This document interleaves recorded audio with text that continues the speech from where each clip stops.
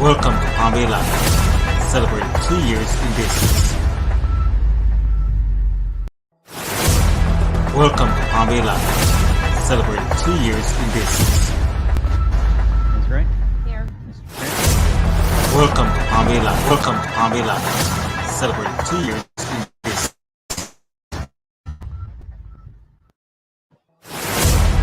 Welcome to Palm Bay Live, celebrating 2 years in business.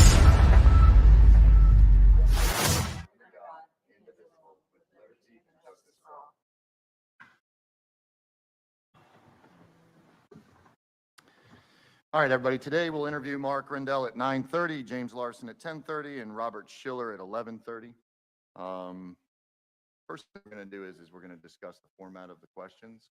There was a article in one of the papers that made some accusations against one of the candidates, but if you read this, it's an entire auditor general that clears the individual of any of those allegations. So just want to let you guys know if there's any questions to it, you guys can review it.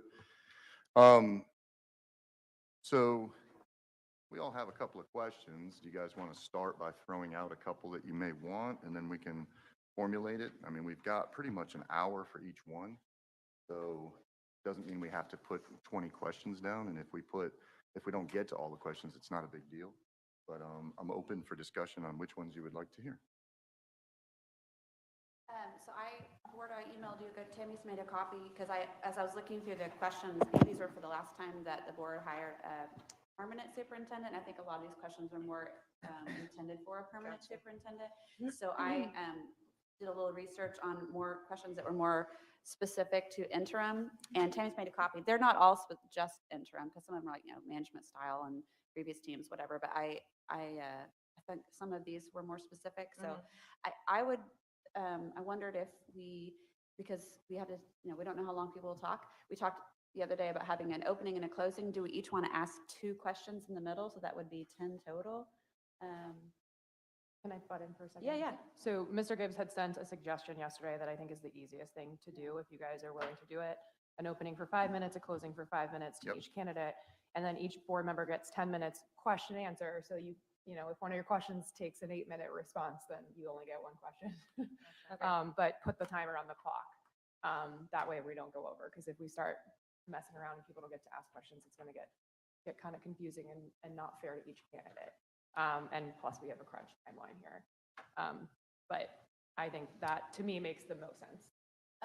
We can do that, and then what we can do is reverse the order. So the first person goes with one person second, you know what I mean? Then Okay. we can reverse the order, and I'll always go last. So, you know what I mean? So to give that window in case, and then if you guys, the only question in that, the 5 minutes opener, the 5-minute response is one thing, but the other thing is that I would say in the event that you have a question to something they said while the other board member's presenting their questions, just write it down and ask it when it's your time. That way you don't ask a question that takes up the other board member's time. So Yeah, if and you guys also, are okay with that, then that's okay with me. And also consider, we do have one-on-ones too. So if it's Right, like a detailed that's- follow-up, it's Right. probably more appropriate Yep. for one-on-one. Right. That's what I was just going to ask. Excuse me, is if we're going to operate off of these lists. I mean, I have other questions I'd like to ask, but I was saving this kind of more for a one-on-one basis versus. Yep. These are good starting points though, so I like. And you don't have to take up your full 10 minutes. Like, you know what I Okay. mean? You can, Yeah, that's what I was going to say is if, I know I understand the clock thing, but it kind of sounds like we've already set up like the Inquisition here. I know So it. The hot we seat. can, not informal, but just relax it just a little bit. The only thing about the 10 minutes per board member is if our questions, I think, it doesn't take 10 minutes to ask my questions or whatever. But I think we probably do need to share which ones we want to ask either off these or so that we're not asking, because if you have your list and I was going to ask almost identical question, we can kind of have a plan, because whatever we do, we need to ask the same ones of each candidate. When just tossing this out as a different format rather than 10 minutes per board member, that's the reason why I said 2 questions per board member or 3 or however you want to do, because that way we make sure that every candidate answers the same questions. If some have shorter answers, they get to answer more questions. yeah, You you can litigate yourself into just have a couple of questions. You got 10 minutes, go through them, make sure you ask the same questions. If you don't get to them, you don't get to them. Yeah, And I again, think with it's this list you made, and that we have, just cross off the questions that are, I'm you know, just, I made, vaguely resemble yours. Ms. Jenkins said that she made hers already. Right, I and made she's mine. probably got I'm some asking that are one very question. close to these, and I'll just mark them off. And I'm only asking one question. right, and I'm I don't care who asks questions. We're probably all going to ask very similar, Yeah. very similar questions. Yeah, and I know you already kind of said this, but I just want to reiterate. It's going to be impossible for every candidate to have the exact same question in case some of them answer too long. But if we can Right. try to intend on asking the same question of every Fair. candidate Okay, so we need to nail down the questions that we want to ask. in this it. setting. I mean, Okay. one-on-one is different, Okay. obviously. Fair enough. From the list that Tammy sent us, the ones that, there are a couple in just the general information that are, to me, would be very helpful. The first one, top 5, and, we can, Yeah. make it 3. I have Top 3. facing Brevard Public Schools, timeline, and again, just remembering this interim, and then what is one area you can make the greatest impact? How would you initiate that change? And then really, to me, the best questions for our situation are on the back, the board staff and community relations, because I think that's where we're going to really need somebody to express how they can help us build that back up. Mm-hmm. You guys all have your questions that you guys think you're going to ask? Yeah, do we need to go ahead and highlight what those are now so we're not duplicating it? Yeah, that's what Okay. I think. You're good, Campbell? Yeah, I mean, So, I think Ms. Jenkins had said that did you make your own Yeah, so- outside of the box here? Which is fine. We just need to know which ones you may have already chosen so that we don't ask the same question. no, I wrote my own questions, but But you're going to ask the same questions. I'm going to all ask the of- same questions to everybody, but I hear what you're saying, Ms. Campbell, but also I just want people to understand where I'm coming from as well. I think more than just the situation, I think it's important also to somewhat think long-term, right? Because it's not necessarily the case that these interims don't want to be the full-time superintendent either. So, yeah, I I would mean, say, what I would say to that, Ms. Jenkins, is we'll have a superintendent search with questions then too. And I think that if they want to try to stay long-term, that's great, but right now this one's for the interim, so I hear you. you can ask any question you want. I But mean, yeah. That's fine. Yes, but no, I'm asking the same question to every single candidate. Okay, so Ms. Jenkins, do you have not chosen any from either of the lists that we received, right? I would argue 2 of my questions that I developed kind of came from this, but I tweaked it so that it made a little more sense to now. Can you give us which one of those came from there so that they don't ask the same? They didn't come from here. But you It tweaked it. inspired it, You yeah. tweaked it, so if you can just cut those off the sections. I couldn't tell you which one it is. So, yeah, I don't mind. Sure. Wow. So 2 of them, and again, I don't even know, it's going to depend on the timing and the answers of the candidate and who goes before me. So I have a list of questions here. I'm not going to be able to use them all. So the 2 that I pulled from this and just kind of developed myself were, please explain your experience with diversity, equity, inclusion, and what you've done in your current role and or what you do in this one to ensure all students are successful, focusing on the mission, strategy, and academics for Brevard Public Schools.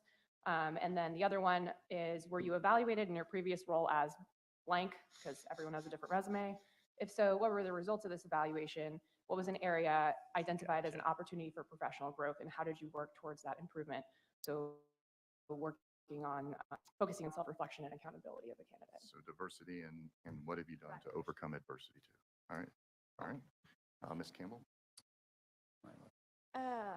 Come back to me. Okay.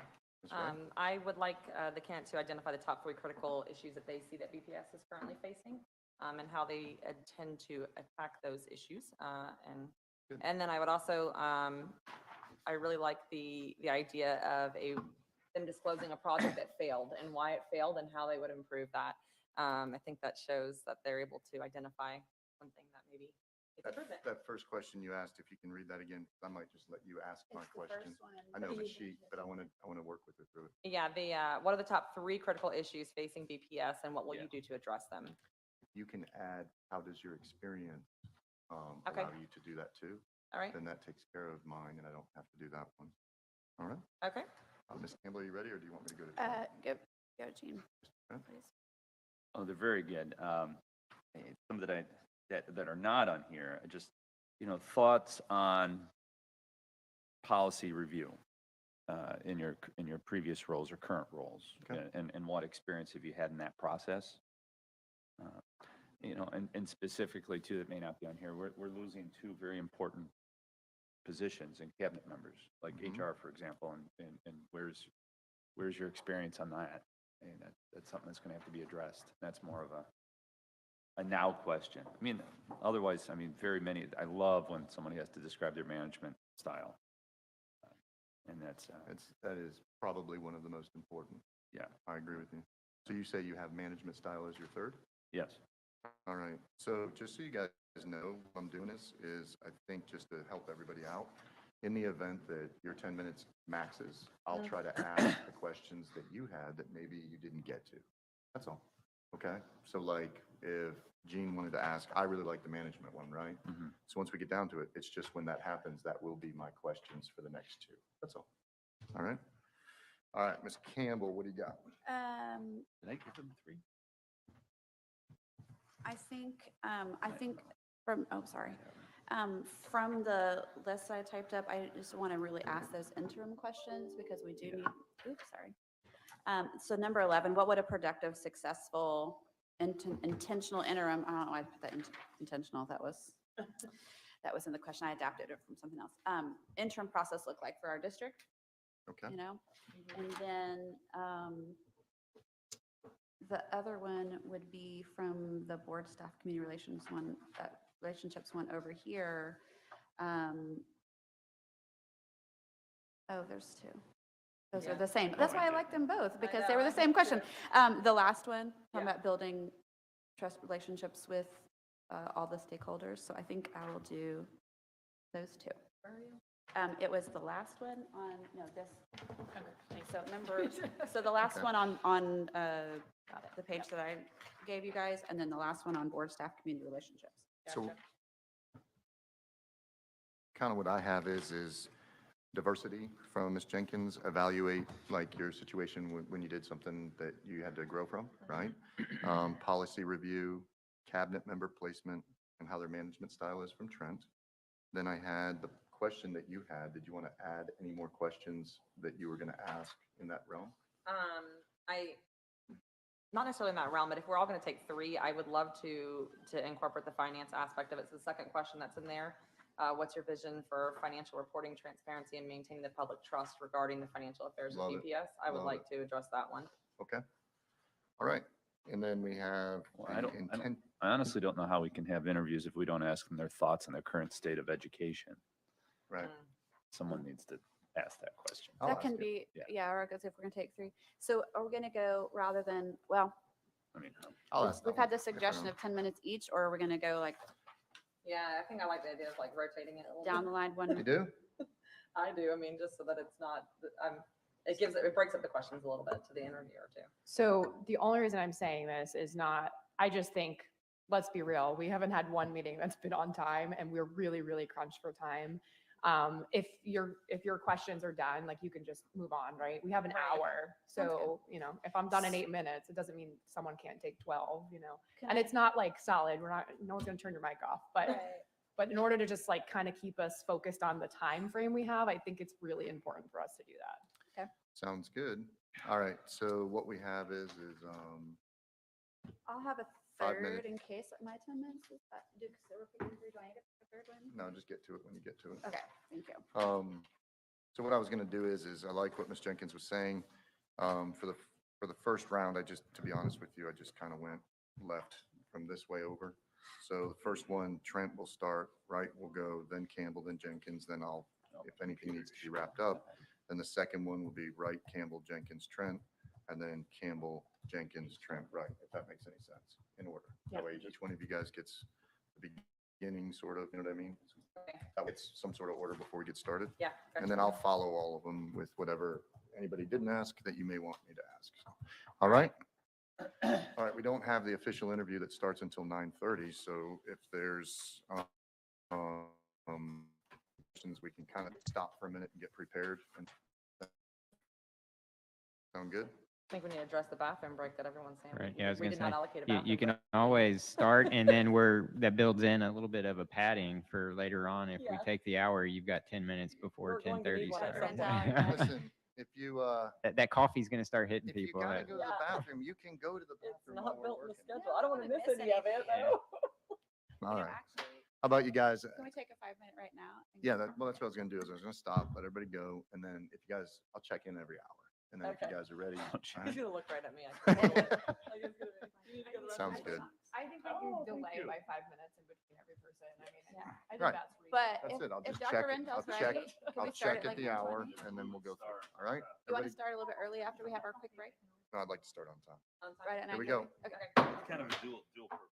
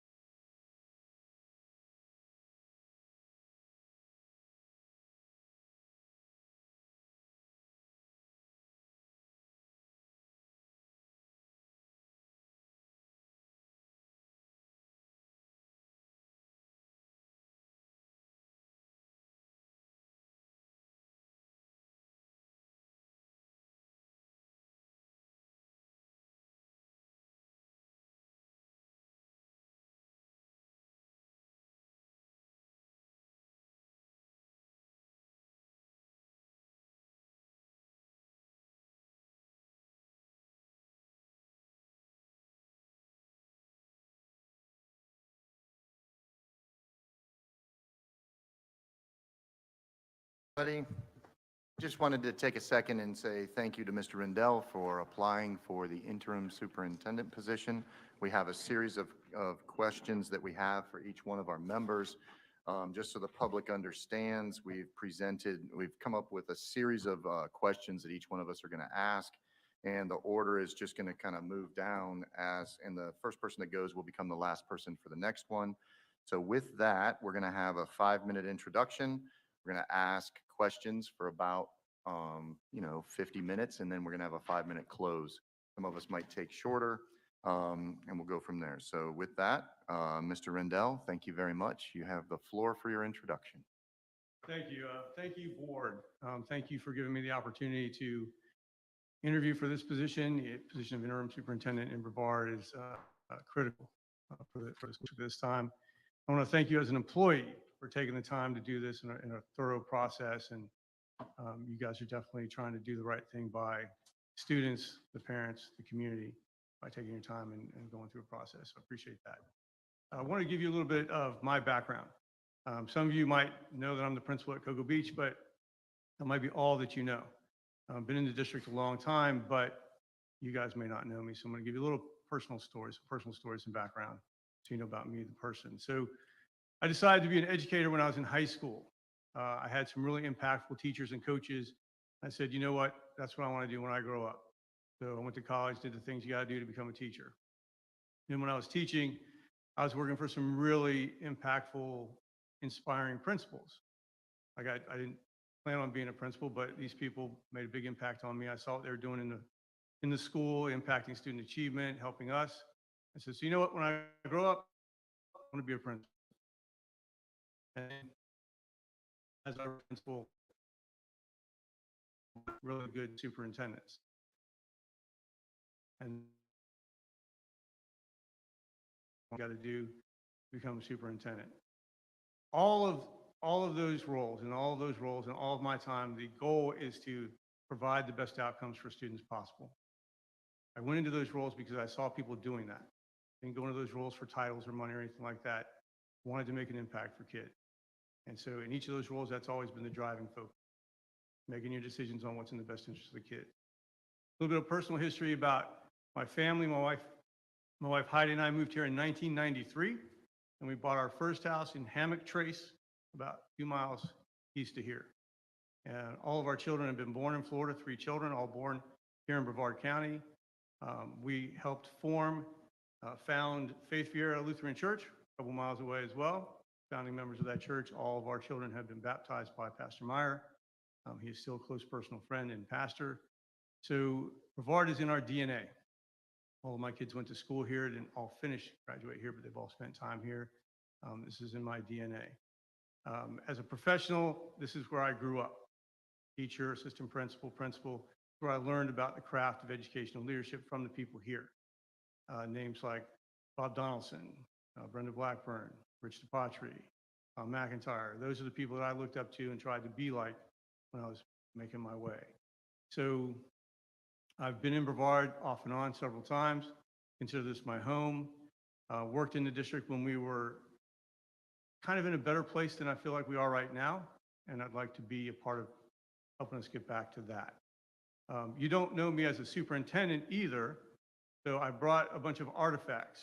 Like a good teacher, I brought artifacts and primary source documents, and I was going to get into all that, but I think my 5 minutes is probably wrapping up. So if we have time later in closing, take you through some of the documents I provided to you. If not, maybe in the one-on-one interviews. But very proud of my work as a superintendent in Indian River County. We did a lot of really good things. You are looking at me for a position of superintendent, so if we get a chance to discuss those things, I'd like to share those.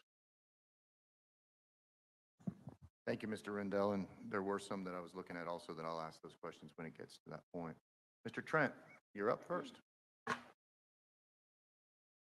first off, I'd like to thank you very much for being here, putting your name in.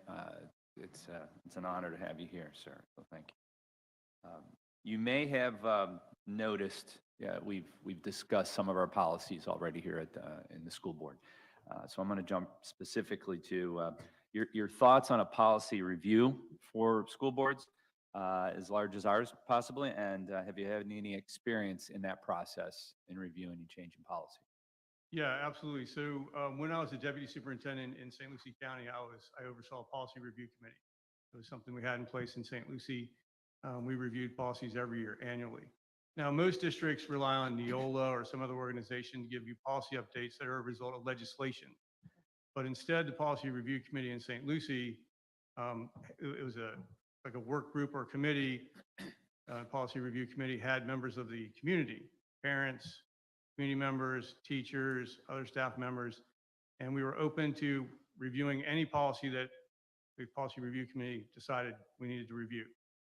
So the policy review committee might say, hey, we need to look at this policy over here about how we handle student choice or transportation or something like that. And if enough people on the policy review committee voted for that, then I, as a deputy superintendent, would take it to the superintendent and we would engage with the board to see if the board wanted to review those policies. So the idea is that we don't necessarily wait for Neola or wait for the legislature to tell us about policies we need to change. You know, we're a living, breathing organization. We need to respond to the needs and changes. So if we have policies that are in place that are not necessarily working, then we need to go ahead and address those and change them. So, I would want to engage in some kind of, I don't want to have more and more and more committees, but, you need to be able to respond to, feedback that you're getting that some policies aren't working. You need to have a vehicle in place to address that. Thank you. Yep, that's great. Were we switching or? We're going to go with the 10. No. All right. I know you were. All right. So thank you very much on that. So overall, in being the first, I think this is, I think general questions might be better off is briefly, how would you describe your management style? Yeah, collaborative leadership for sure. I'm definitely not always the smartest person in the room. You want to try and gather as much feedback and input before you make a decision. If you have a team of people that you meet regularly, then you consult them and you get their opinion before you make any decision. If you have the ability to seek input from the stakeholders, that's what you need to do. All the time, looking for collaborative input before you make a decision. Now, if you are in the position to be the decision maker, you do make the decision, but you gather as much input as possible. You think about it as a sports coach. No head football coach has ever scored the winning touchdown. The idea is that they create the conditions for success. So the idea is you build that team, that successful team around you. You set the conditions for success.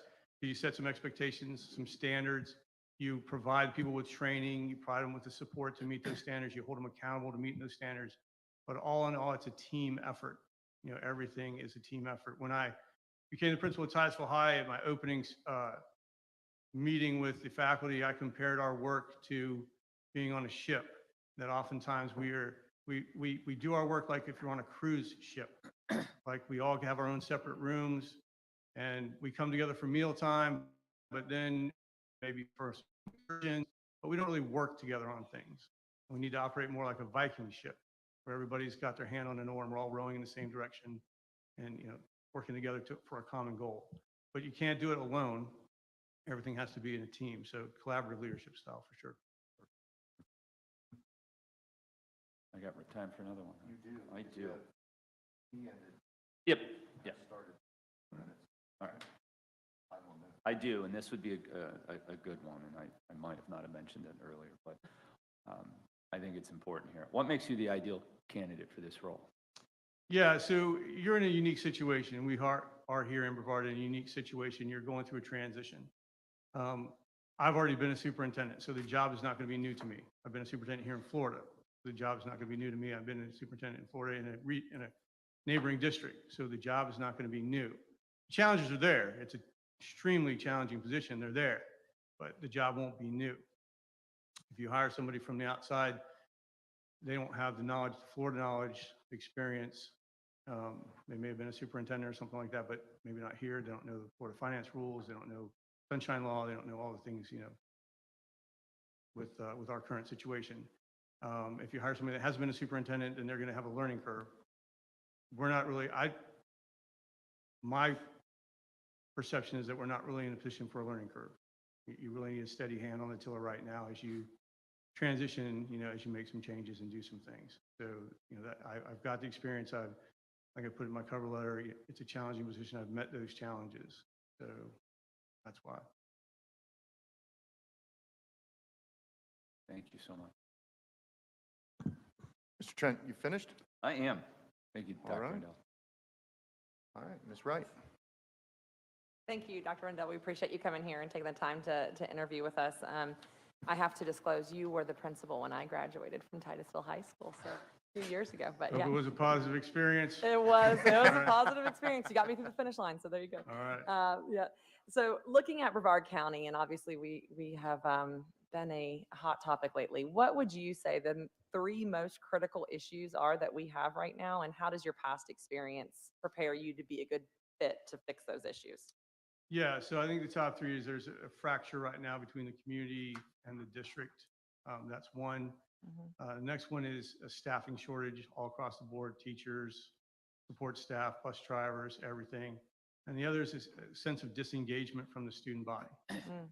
So the first one, the fractured relationship. I've been in a couple situations before where I needed to be the healer when I came in, so to speak. For example, when I went to Morrisville High School in Morrisville, North Carolina, when I left Titusville, there was a real disconnect between the district and this teaching staff. And I just came in, listened to everybody, tried to find some common ground, brought people together, worked on some projects together. And once we worked on some projects together, people seemed to value each other and stuff like that. So in this situation here, I was dismayed, I think is a good term, when I saw, not just here, in a lot of places across the country, I view our students and our families as our customers. And I saw customers coming to the business, giving input, asking for things to change. And the company didn't listen. I think the idea is that when people come to you with concerns and issues, you need to listen and you need to bring them inside the tent, so to speak. So the community would know that we're listening. The community would have, avenues to provide input, and that we would evident that we're listening. We would provide evidence that we're listening and making changes based on their input. Not always going to give everybody what they want, but the idea is we hear you, we're going to take into consideration what you're saying, and we're going to, look at policies and maybe make some decisions, some changes like that. It's as simple as when a parent comes to complain about something, you sit down with them, you listen, and you figure out if there's a way for you to meet their needs and respond. Our community is the same way. Over the last couple of years, they've brought some concerns to us, and in some cases, we maybe not have listened as intently as we should have. Now, I wasn't in these roles making these decisions, so I can't really say for sure whether we did the right thing or not. But the people need to feel like their voice is being valued, limiting time for public speaking and doing things like that. They're the customers. We need to, I don't mean the customer's always right, but we need to be listening. They need to have input. They need to feel valued. They need to feel like their input is being taken into consideration.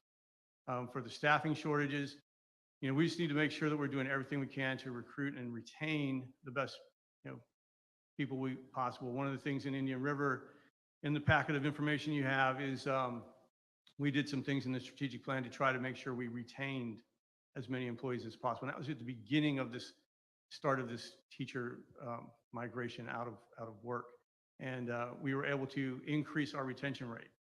So the idea is you listen to the folks, you find out what is they need, what they value. Most of it was workplace conditions, working conditions. It wasn't necessarily salary. We did raise our average teacher salary higher than any other district in the region, including Brevard at the time. And but we also worked on working conditions to make sure they understand that not just teachers but all the other employees that that they're valued, and that we listen and find ways to give them things that they're asking for. And so I would take a look at it. I think what are we doing to recruit?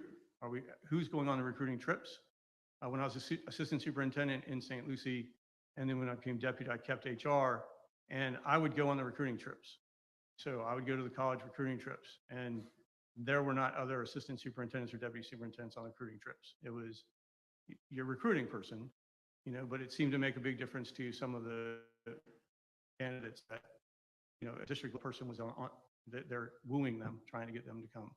So I would take a look at what we're doing in recruiting, take a look at what we're doing in retention, and try to put some things in right away to make sure we stem the flow of anybody leaving and do what we can to attract and retain.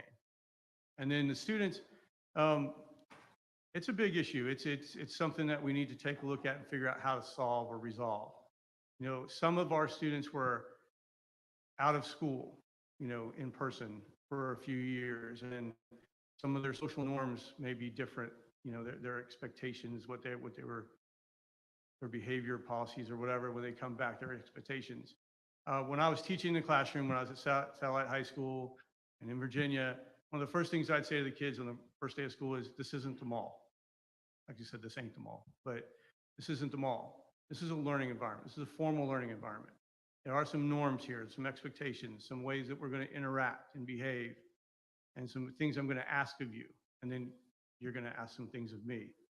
And I think we have a group of students who aren't meeting those norms, those standard norms in the classroom that we expect.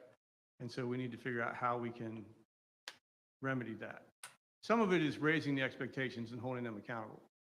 You know, it is a formal learning environment. It's a formal learning environment. There are some things that can happen in a classroom, and there's some things that can't, that shouldn't.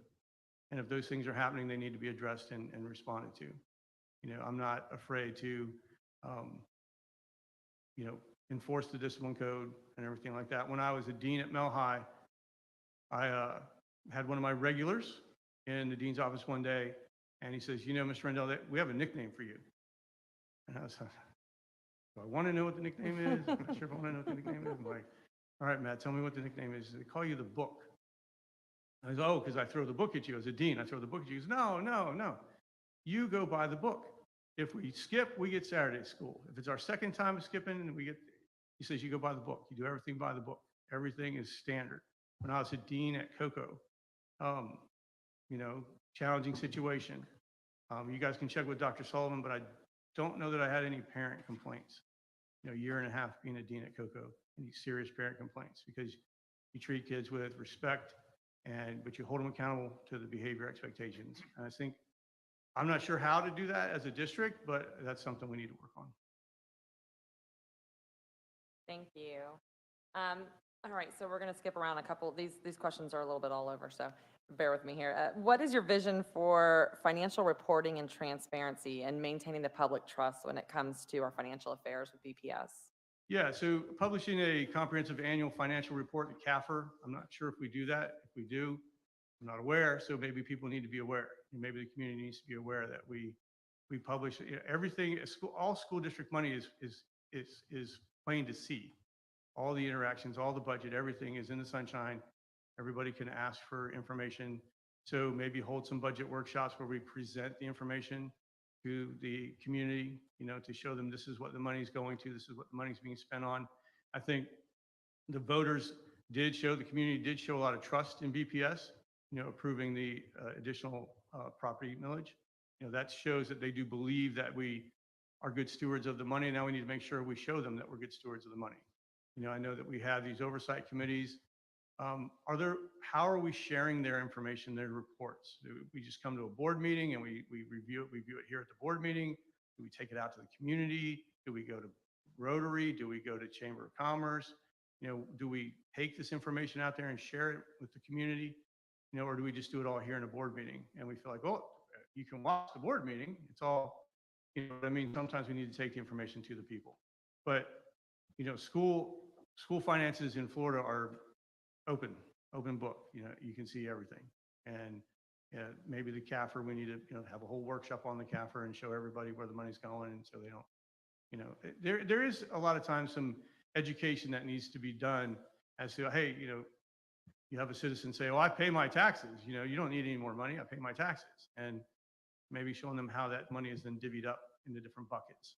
And it can only be spent on certain things. Like a lot of times, you know, capital money can only be spent on capital. Can't use that money for teacher raises or anything like that. So, you know, probably some opportunities for education.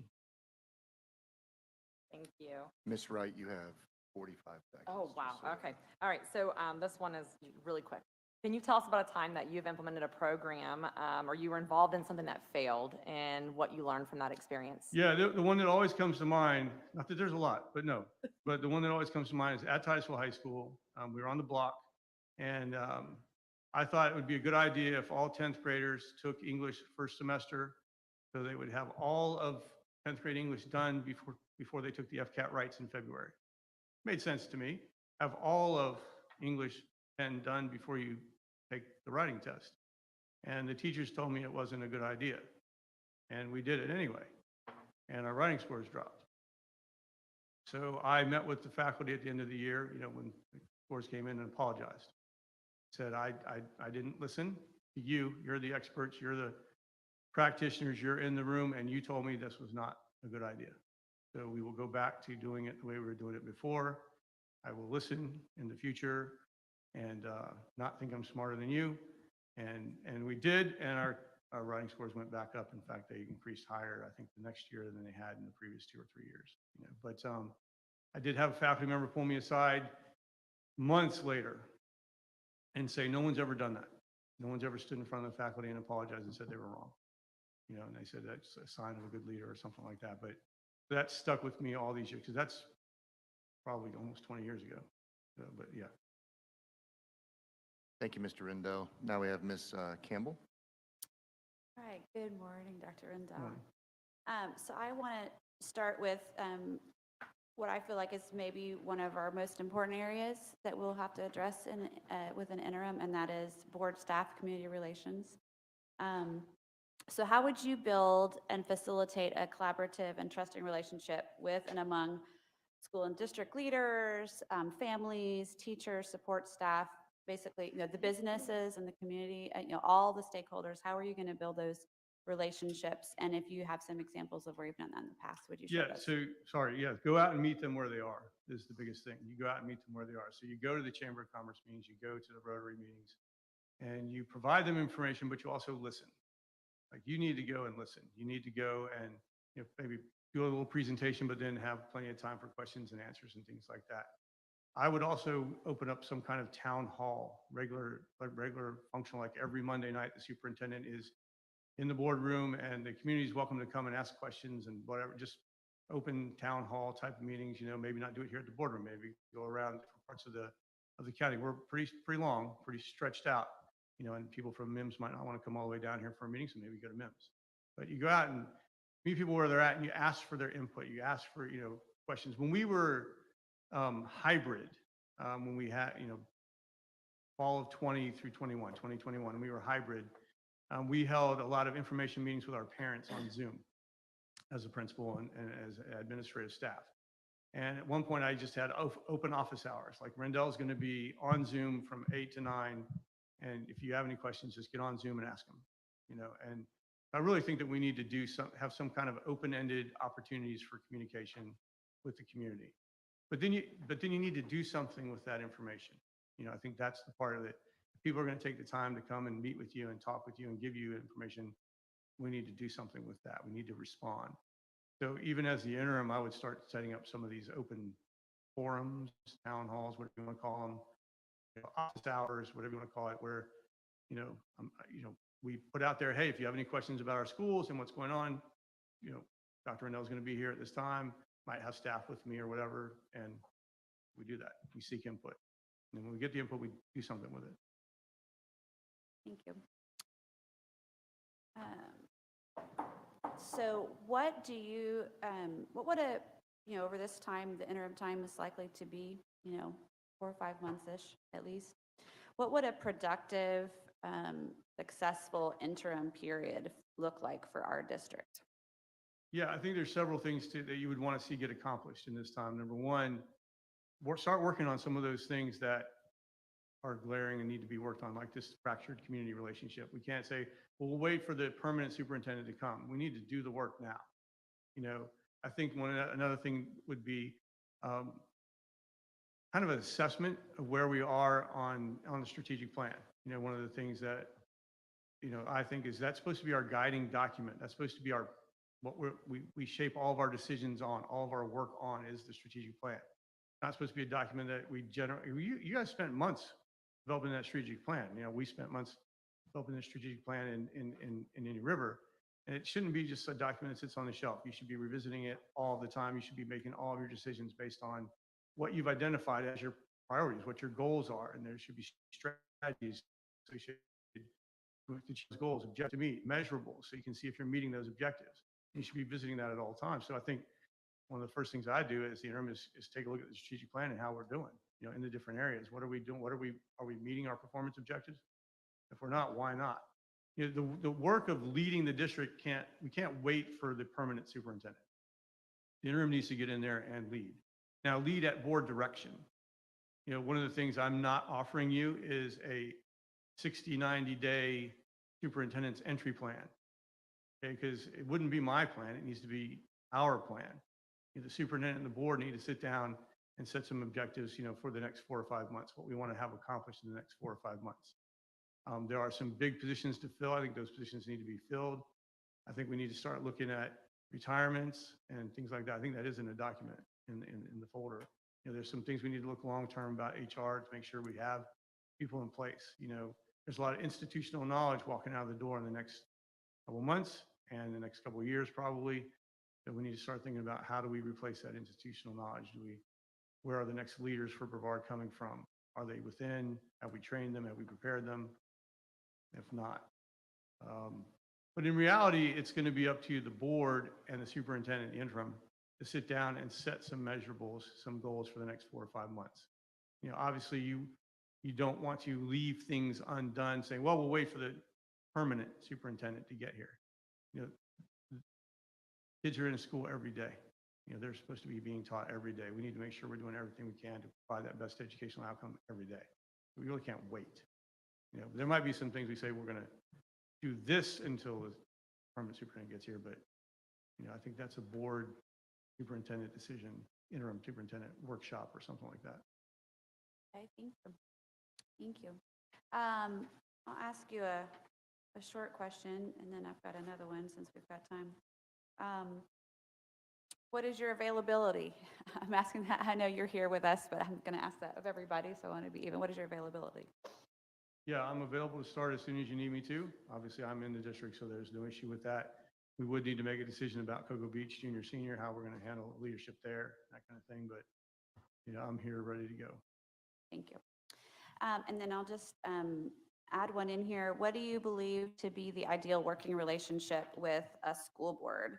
How do we get there? Yeah, I think open and honest communication, obviously, I don't know if you meet with the superintendent on a regular basis, but the better relationships that I've been in with school board members and as a superintendent is honest and open, regular communication. For example, we have a set meeting on every Thursday from 9 to 10 or whatever, or a set meeting every Wednesday from 11 to 1 or something like that. There were some times when a board member would say, I'll just see you at the board meeting. I don't need to meet with you. We don't need to talk about things ahead of time and stuff. And that's not necessarily productive. You need to be able to, talk to board members about issues that are coming up, get their take on things, have them give you feedback, information, input, stuff like that. I think you sit down and you set as a board some goals for the superintendent, some measurable performance goals, and you're always referring to those measurable performance goals as you go through the year. And, that's something we did, and it's something that I would look for here. I know Dr. Mullins had that, I believe, and we'd be doing that. But I think the short answer to the question is open, honest communication. And there shouldn't be any surprises at board meetings and stuff like that. You guys should all know, what's on the agenda, and I should know what is coming, that kind of thing. All right, thank you. That conclude your questions? Yep. All right. Thank you, Ms. Campbell. Ms. Jenkins. Good morning. Kind of already heard this question. I'll repeat it again for you. It's been a little while. I might have to, yep. I knew that was going to happen when she asked that question. I apologize. Oh, no, I'm not pointing that as an issue at all. I'm joking. You've heard it already, Ed. So were you evaluated in your previous role as a superintendent? And if so, what were the results of that evaluation? What was an area or areas identified as an opportunity for professional growth? And how have you worked towards that improvement? Yeah, so obviously evaluated annually as a superintendent, served 4 years in Indian River. And so the first couple of years, my evaluations were pretty good, pretty darn good, actually pretty strong. Always opportunities for improvement and things like that. The last evaluation, third year, whatever was the last one I received, there were pretty strong evaluations from some board members and not as strong from some others. Areas to work on that were identified by the ones that didn't score me as high as they had previously was board member communications. Things like, they didn't feel like I was communicating well with them, board member relations, something like that. I've always tried to have regular, honest, open communication with everybody I work with. So I've just tried to work harder at that to make sure that everybody I work with knows, where we are, what we're working on, that I value their input, that I'm going to take into account what they, their advice and their input, and we're going to work on it together and stuff like that. But really, that's the only one I remember as being something that I said, this really, we can work on that, is try to improve that in that area.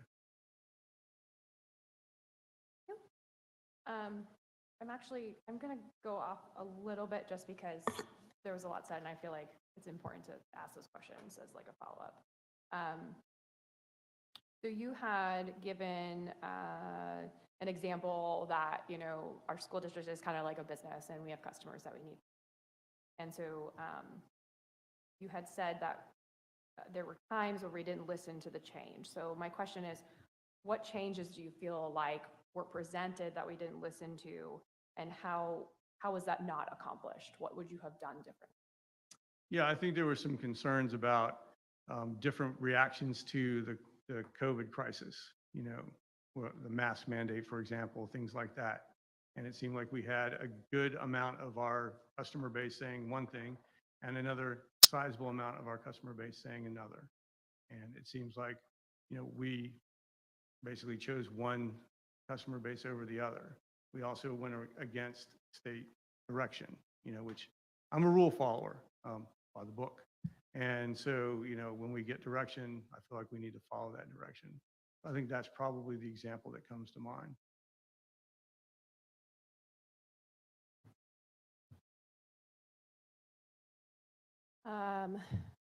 Okay, and then you also said, oops, sorry about that.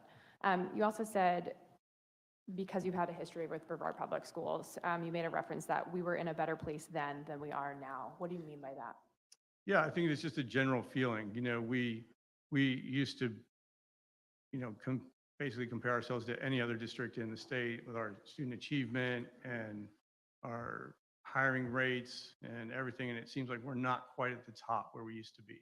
It's just a gut feeling. So I haven't based that on any data or anything like that, but I feel like we just aren't where we used to be, where we were one of the premier districts in the state.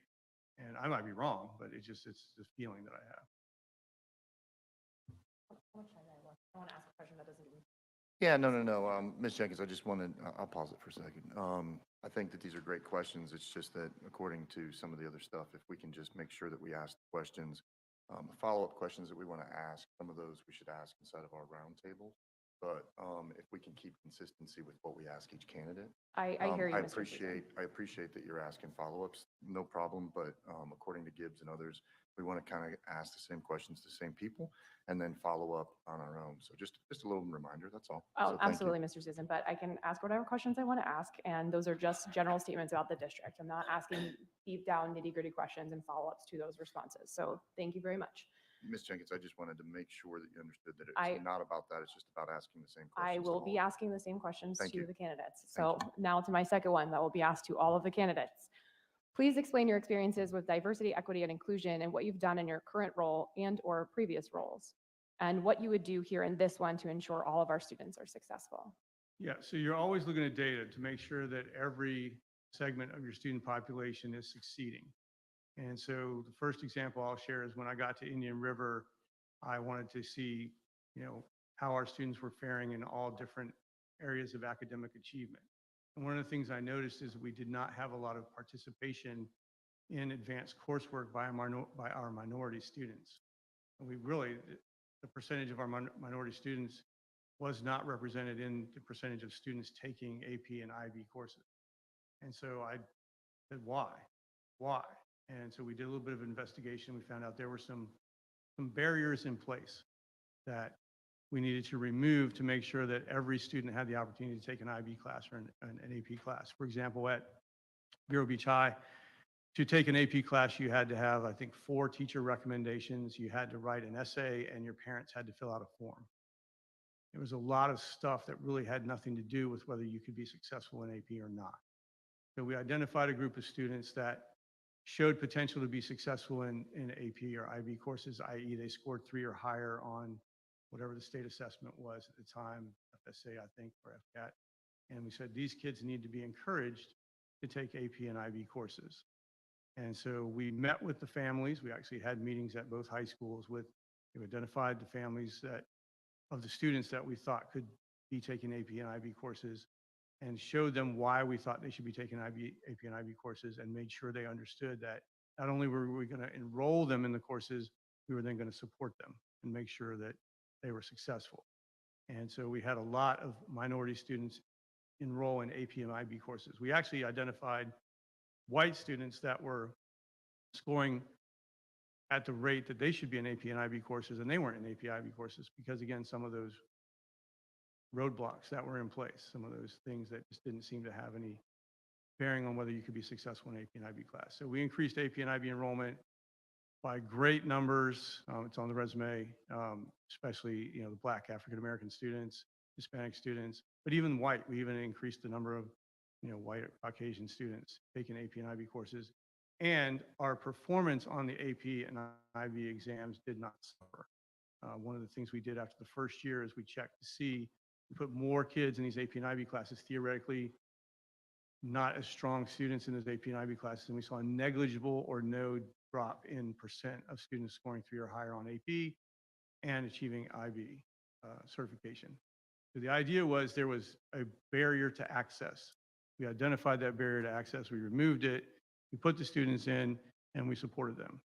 We also had to have some frank meetings with the teachers to make sure they understood these students were worthy of being in those rooms and they deserved to be successful just like everybody else. So there was a paradigm shift, would be the nicest way to say it, but we had to make sure that those students received every opportunity. And I believe the numbers are still fairly strong there, although I don't have access to that data. Thank you. Ms. Jenkins, you still have 2 minutes if you'd like to ask any other questions. Um, If you don't, we can just roll, kind of running a little bit on the.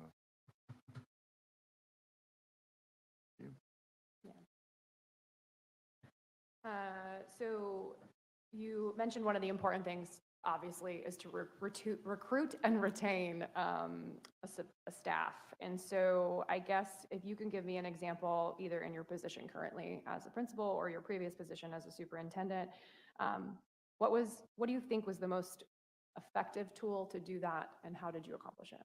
Yeah, it's really how you treat people. So as a school principal, it's how you treat your employees. If you treat them fairly, you value them, you show them that you care about them, that you do more than just say good morning in the morning, but you go and talk to them, you talk to them about their lives outside of the classroom and that kind of thing. And they see, okay, my boss cares about me.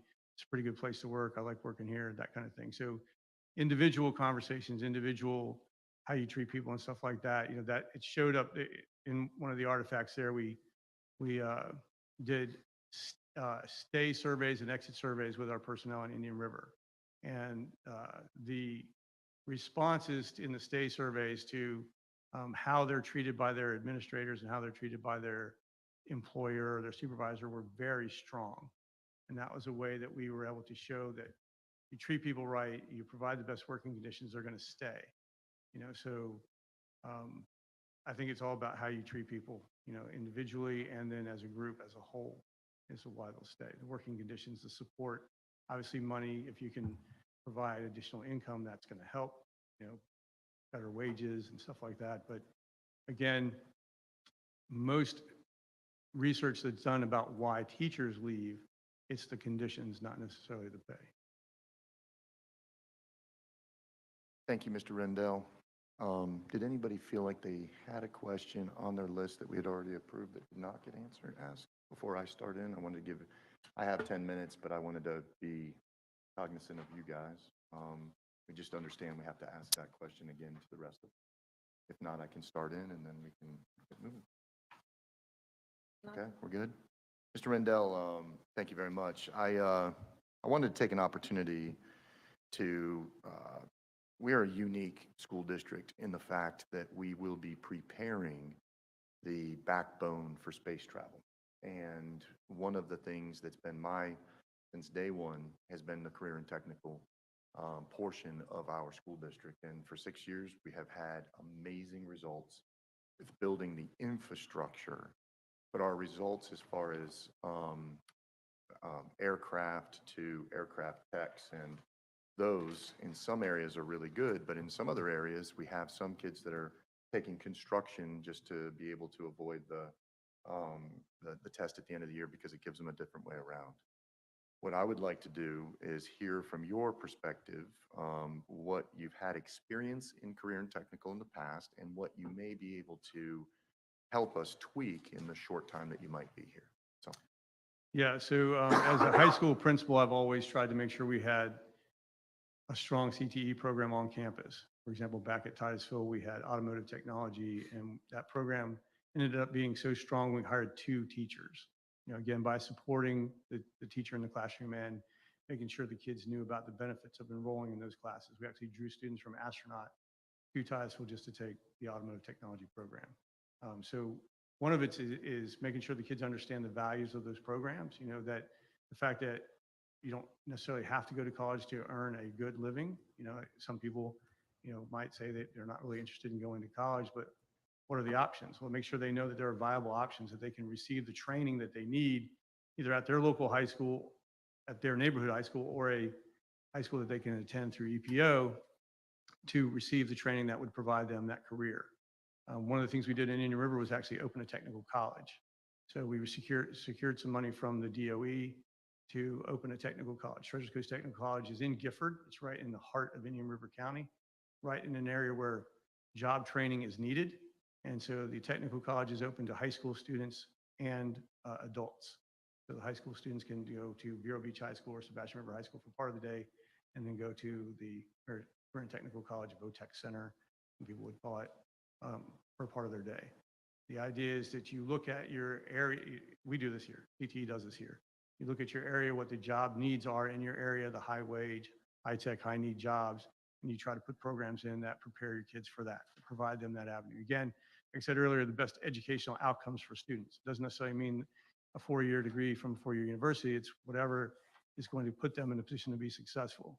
So I think one of the things that we still probably need to do a better job is making sure people understand that's a viable option. CTE is a viable option. It's not every one of our kids needs to go to college.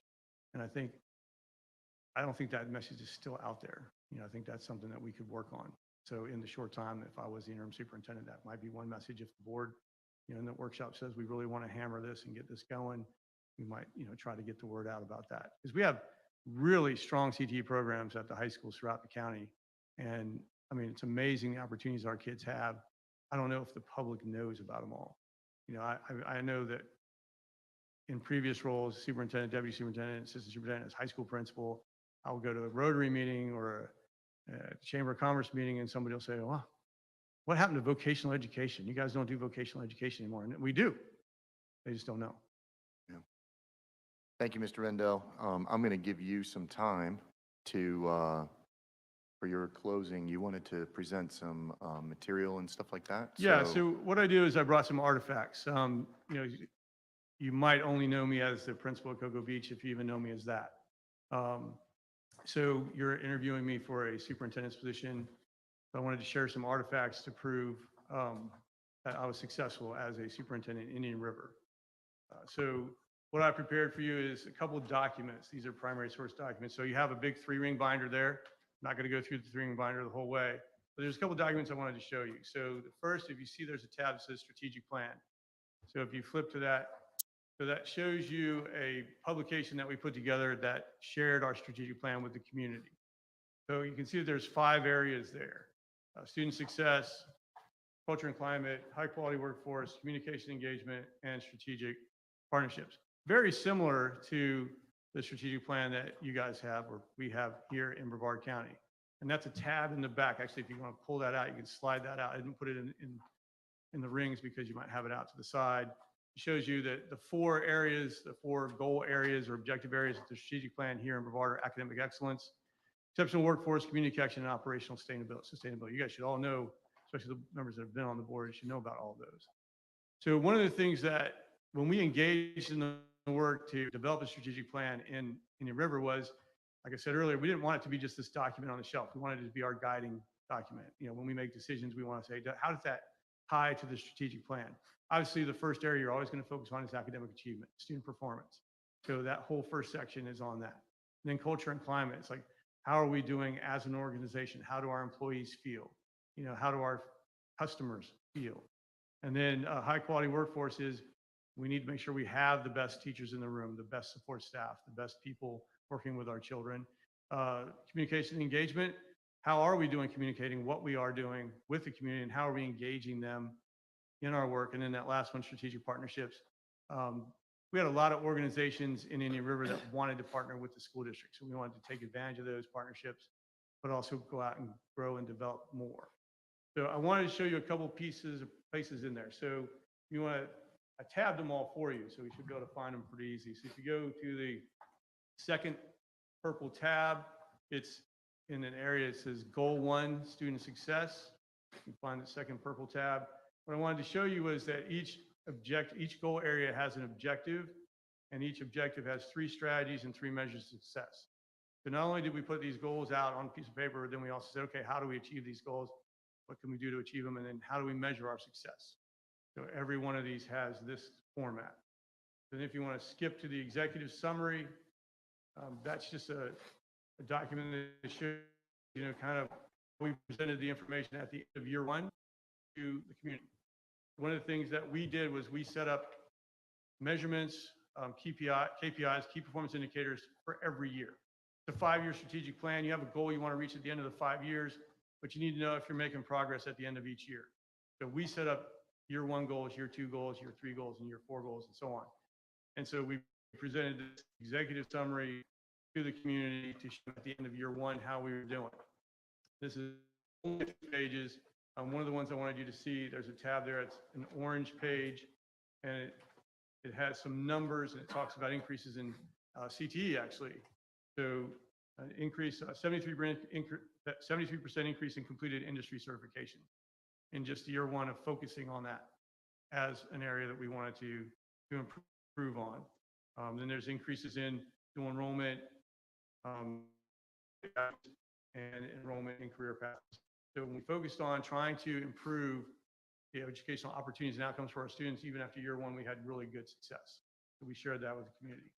So the next chunk of the whole thing is a report that I gave to the board and the community at the end of year 1. Kind of like a state of the schools address, but it was, how are we doing on the strategic plan? So it's actually 72 PowerPoint slides. So I don't expect you to go through them all. I highlighted a couple that I wanted you to see. So the first one, I think it's on page 2. Should be a purple tab there.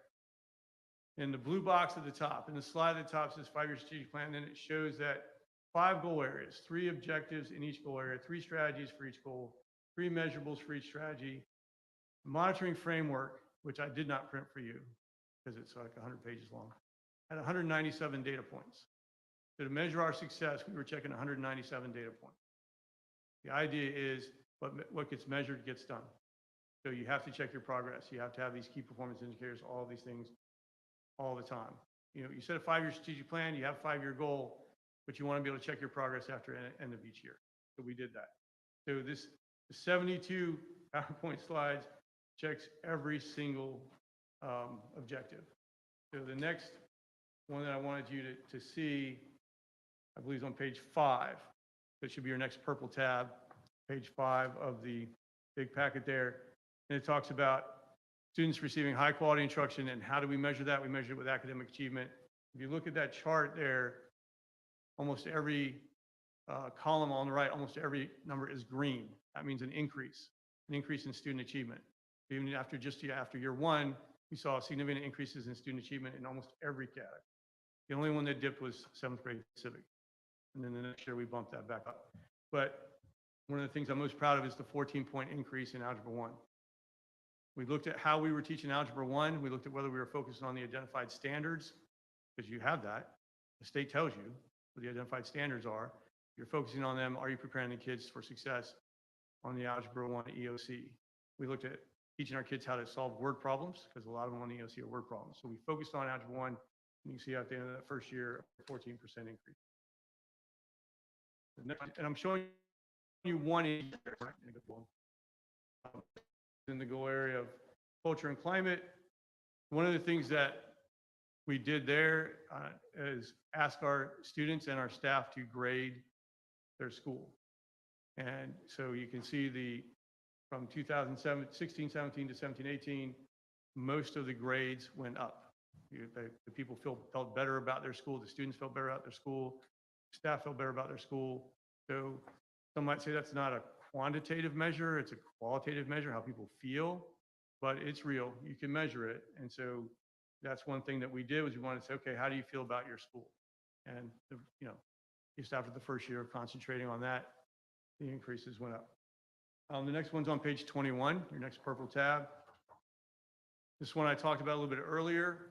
Made a conscious effort to make sure that we retain as many of our teachers and staff as possible. And almost every one of those data points shows an increase in retention. So we focused on making sure that our employees felt valued and they stayed. So that was good data, even just after year one. The next one, page 27. This was feedback from stay interviews. Like I said before, we did exit interviews and stay interviews. So these, we asked employees to respond to. Our first year employees were the bulk of that. And you can see the responses are all really strong. For example, 87% said their employer treats them fairly, like their boss treats them fairly, stuff like that. And the one that I think that was really promising was 78% said that they plan to have a long career with Indian River County Schools. So the idea was we were working on retention and we were succeeding. The last one I want to show you is the last page, page 36. This is a huge document, 197 data points. The 5-year strategic plan had a lot of stuff in it, but it really all comes down to relationships and outcomes for kids. One of the programs we put in place was that we worked with Big Brothers Big Sisters, and we put in place a program where employees could qualify as a big brother or big sister and become a big brother or big sister to a kid in our district, be a mentor to a kid in our district. And so after just the first year, we had 30 employees volunteer and qualify to become a big brother to a student in our district. I qualified and was a big brother to a student in our district. Not working in the district anymore, I don't qualify to be his big brother anymore, but I still text and talk with him quite often. But this is something that, even though we have this huge document and everything, still comes down to individual students and how we're impacting them. And that's why that slide is the last one I wanted to show you. Is this part of my closing too? So it's actually surfaced earlier. One of the reasons that I think I'm a really good candidate for this position is I'm already here. I already know the district. I already know the job. I've already been a superintendent. I know the challenges associated with it. I know the rules about what we can do and we can't do. And so in this time of transition, you need somebody that has already done the job and knows Florida and knows Brevard. Thank you, Mr. Rindell. Really appreciate all the time. I'm going to give each board member about 10 seconds to just say thank you if you can. And then we have about 5 minutes that we can break to use the restroom. Mr. Trent will go in order from you because that's how we started. Again, you're probably going to hear this. We extremely appreciate you throwing your name in this. I mean, it's a daunting job, and I know the community well where I live and how they think about you. So I appreciate the time. Thank you so much. I want to thank you also for being so well prepared. This is very insightful. I appreciate your honesty and your ideas, and yeah, I look forward to our one-on-one. Stepping up to even just the interview process puts you and your family in a spotlight. Mm-hmm. And thank you for taking on the extra pressure of this process. Appreciate it. Ms. Jenkins? Thank you. I look forward to our one-on-one as well. And talk about the spotlight. I didn't realize that this was going to be recorded for you guys until yesterday And live afternoon. stream. So I understand the pressure of that. So thank you. Thank you, Ms. Jenkins. Appreciate it. We're going to break for 5 minutes. We'll come back at 10:30. Thank you very much. Thank you. you.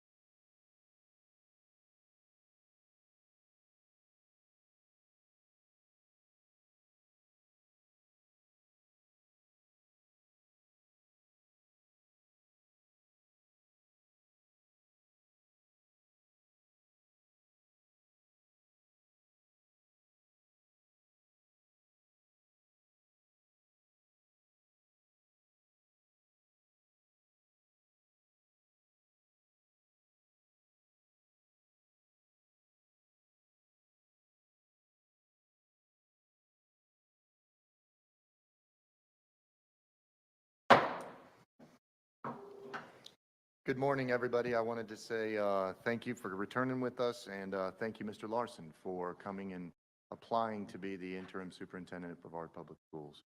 I appreciate your time. Looking over your resume, it's pretty impressive coming from Orange County Public Schools, which is we have friends that are over there on the school board. So we appreciate it. I appreciate you taking the time. And the way we're going to do this today is have a 5-minute start. And if you're coming close to the end of it, I'll let it roll. It's not like it's going to stop. You'll see me stop the time, let you roll a little bit, but if you can be respectful. And then we're each going to take 10 minutes max to ask you a couple questions. The questions are going to be the same as they've been asked of the other people. And then I usually ask one and try to make up the back end of that to give you roughly about 10 minutes to respond in the end, to have closing statements and make anything that you feel like didn't get asked and you might have an opportunity. We're good on that? Absolutely. All right, so the beginning today, we had Mr. Trent start with the other one. What's that? Yeah. But Mr. Trent's going to be the first one to ask or Ms. Wright's going to be the first one to ask your questions, but you now have the opportunity to give us the 5 minutes. So it's all yours, Mr. Larson. Just before you start, can you pull that microphone a little bit closer so the broadcast picks you up? Thank How's you. that? That's good. Well, first of all, thank you for the opportunity to sit in this chair today. It's not a decision that comes lightly to take on and apply for such an important role, especially in an interim position where you're in a big situation and having and we've been third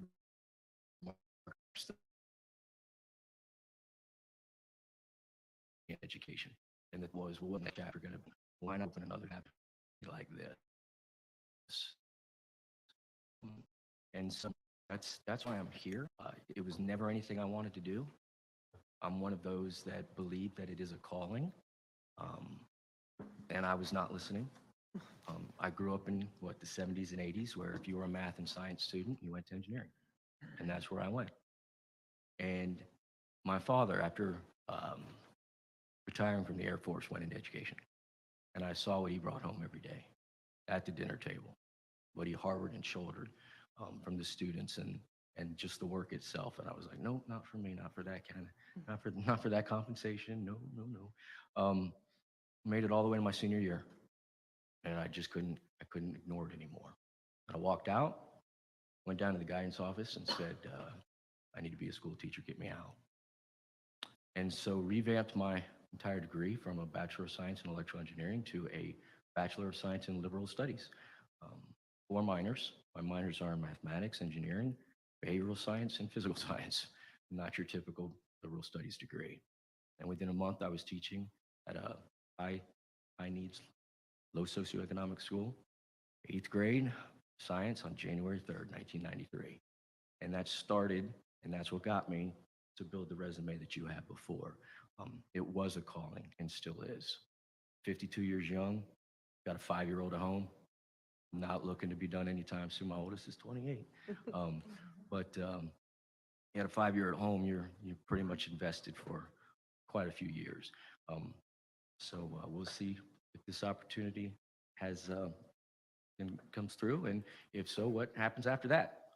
I recognize that it's an interim, but it's an opportunity I could not pass up. Thank you. Thank you, Mr. Larson. First up is going to be questions from Ms. Wright. Ms. Wright?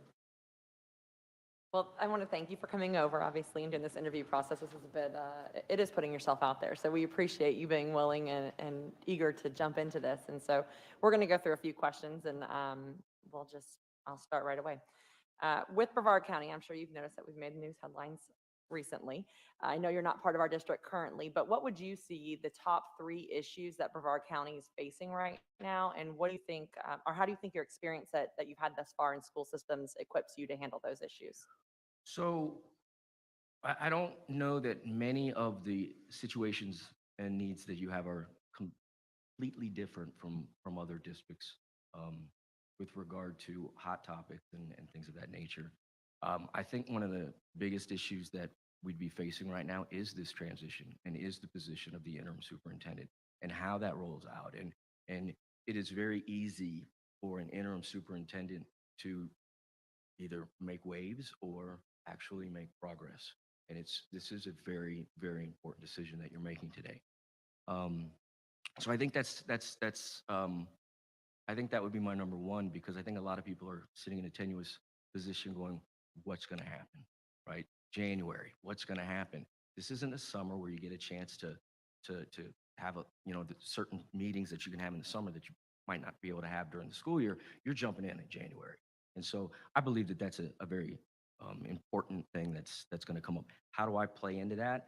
I think I had a very eclectic job experience based on, even though it may have been entirely in Orange County, I think my opportunities have been very eclectic. I think I bring a lot to the table. Although it's been a linear title progression, there's been a lot of lateral opportunities that I can bring to the table. And that way I'm not coming in with no knowledge. I still have knowledge. Now we just have to connect it. And how is it going to work the best here in Brevard? So that's number one. Number two, I would say marketing our district, putting our best foot out there, making sure that we're putting out as many positive stories as possible, that we're showing what programs are viable and thriving, and how are we getting that word out. I think that is something that most school districts do struggle at times. You hear people sometimes say, well, our work should tell the story. No, we have to tell the story. This is a competitive situation. Schools are competitive now. We have school choice. We have to compete, thus we have to market. So we have to take the positive things, but at the same time, let's not oversee the fact that we also have to, in that marketing, accept the challenges that we have and meet them forefront and say, look, here's some challenges we have. Here's what we're doing about it, because that's just as much marketing as it is selling the good. You've got to be able to show that you're willing to take on those challenges. And so marketing is a big piece. Then I think it goes into what I would consider the third challenge, which is vacancies, teacher shortage everywhere, specifically in our exceptional education roles, not just in the instructional, but in the paraprofessional world as well. We're wearing ESC teachers out because they don't have the support in the room with them. How are we going to market our school in order to bring and attract that talent, not just here in Central Florida, but across the United States? Are you willing to move here? Because we've got the opportunities for you. And right now, it's a teacher market. Teachers can decide any school they want to go to. There's vacancies everywhere. So what are we doing, and how are we coaching up our school leadership to produce environments and climates on their campus that says, I want to come work for you. I want to come work for Brevard because I believe in the leadership, and I believe I'm going to get the support that I need once I get there. Because at the end of the day, they want to teach children. That's what they're called to do. We just need to help create that environment so we can mitigate those vacancies. Thank you for your response there. I'm going to switch gears a little bit, and I'm going to ask you about a time that you've had a project or a program that you were involved in that failed, and what did you learn from that, and how did you change maybe your direction moving forward? I've asked this question in many interviews. And I've actually had people say, I can't recall a time. And you just look at them and go, really? Really? So for myself, I would have to say it revolves around mastery learning. I'm a believer in mastery learning. And some students may not get it by Friday test day, but that doesn't mean that they don't and should not have an opportunity to still acquire that knowledge. The teacher's job is to teach. They should be rewarded for a student's excellence. And so trying to implement a mastery learning mindset at a school and just tossing it out there and assuming that everybody had the same mindset, not the best way to do that. A lot of pushback, a lot of arguments. That's not the real world. That's not how we live. It's, you either get it or you don't. It's dog eat dog, dog eat dog world. So when I repurposed that conversation, I realized that I needed to have more input, right? Especially from my union representatives, teacher leaders, because they're the ones that were going to support it or not, and having them have an input on how should that roll out and how should it look. And so when we rolled it out the second time, the why was there. We didn't have the why before, and then the first rollout. You've got to provide the why for them to have the heart. And so we did that, and we said, look, here's the situation. I mean, in all reality, look, you could take the, back in the day, FCAT, FSA, whatever it is, you could take as many times till you passed it. We take the algebra PMA as many times till you pass it, you get a concordant score. You take the SAT, ACT as many times as you need to get the score you want. Why shouldn't we do that within a certain time frame within our own classroom?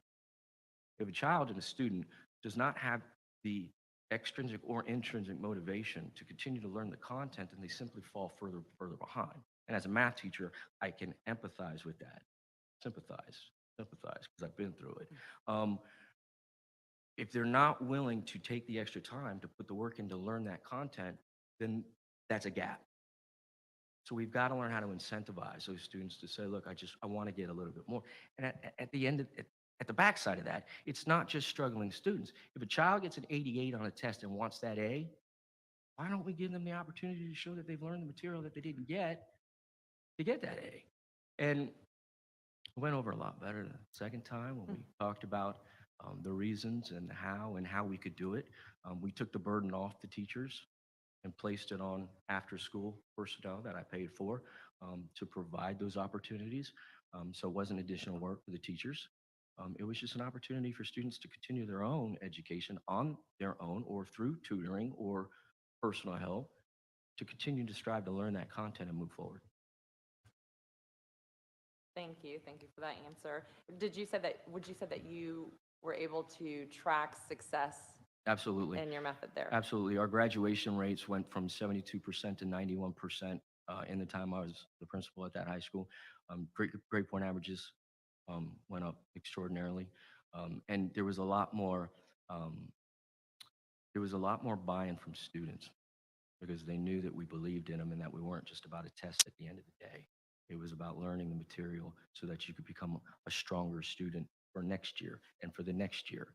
And so there was a lot of value to it, not just a tangible grade, but the feeling that the students and teachers had about the success that students were experiencing. Great, thank you. We're going to switch over to finance now, and I'm going to ask you, what is your vision for financial reporting and transparency and maintaining the public's trust when it comes to really being stewards of the funds that we receive from taxpayers? So transparency is a word that gets thrown around a lot. It's a word that, as transparent as we as a board or a cabinet, we feel we're being transparent, but there's always that, no, you're hiding money, you're hiding things. So you guys, I know in your strategic plan, you were rolling out a new financial reporting and implementing it. And then I saw that in your plan. And it's not enough to just have a strategic plan meeting here in the boardroom. We could drop the screen down, we could put up the numbers, but there are a lot of numbers. And it's a lot for community members and even some of our stakeholders to understand. Our budgets are not necessarily run like private organizations, for sure. And they're definitely not run like home finances, right? The different pots of money, the categoricals that we have to really define. And we feel sometimes that we're doing it very clearly. We feel like, I thought I said it pretty clear. And then you realize that you just haven't. And so a singular presentation of where the dollars go, right? Even with ESSER funds, which I've been working with now for the last 6 months with ESSER 3. You think that you're laying it out there, but you've got to give folks an opportunity to have those questions. And going out into the community and saying, hey, you want to know a little bit more about the budget? Let's sit down and have a conversation. And it's the same thing with our union members, right? I mean, reoccurring costs are reoccurring costs. And we've really got down to brass tacks about where do we have pockets, where can we save? And then just ask me the question, I'm going to give you the answer. And let's get to that point where you actually believe what I'm trying to share. Thank you. Ms. Campbell? Thank you. Well, welcome and good morning, Dr. Larson. Appreciate you coming to invest in this process. So how would you build and facilitate collaborative, trusting relationships with all the stakeholders among our school and district leaders, teachers, support staff, parents, students, business partners?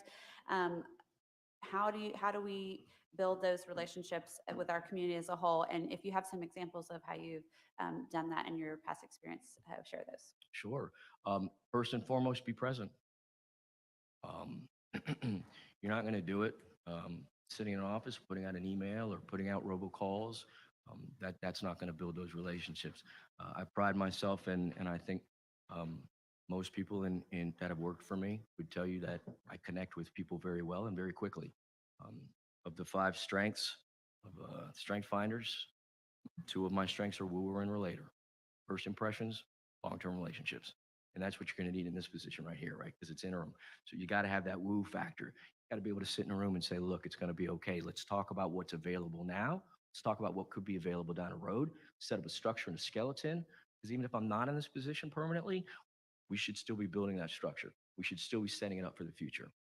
There was a plaque on my father's wall when he was an educator. It said, success is, and there were like 10 things on there. I only remembered one. And success is knowing that people were better because you were in their lives. That's the same thing in this position right now. Whether this position is 4 months, 5 months, 6 months, or turns into a permanent role, are you going to leave Brevard better than when you got there? Now, the only way to do that is to have that relationship with the board and myself initially. What are your priorities? What has to be done now? What can't wait? What has to be done now? What are your priorities? Number 2, excuse me. Number 2, how does that then relate to the school buildings and the districts within the school office, right? So one-on-one meetings, group meetings, you've got to get in there. What's going on in facilities? Where are we? You've got 4 capital projects that are out there right now. We've broken ground on or in process. You've got the middle school X coming in. So where are we? What do you need? What do we have to get pushed forward now? And have those conversations. And then what's going on in the classrooms? So for the last 4 years, and actually 6 of the last 10 years of district leadership, I was in schools every single day, walking classrooms, sitting in planning meetings with the teachers, with the paraprofessionals. In this role, you need to jump on a bus. You do. In this role, you need to go work the lunch line if you're visiting a school that day, right? There is no job more important than another. We're all working together for one thing, kids and their success and their outcomes. My job would be to connect those community partners, those faith organizations, businesses, the schools, all in coordination with the priorities of what the board lays out. You are the boss. You say, we do. And so it's imperative to keep those relationships and lines of communication open.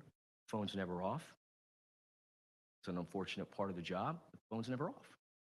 So I believe that all of my roles, from even being a teacher and connecting with parents in a high-need school, to now trying to get 19 fund managers with $1 billion worth of ESSER funds all on the same page, making sure that we're monitoring it because you know the audit's coming, and making sure we're all on the same page. And that's being available.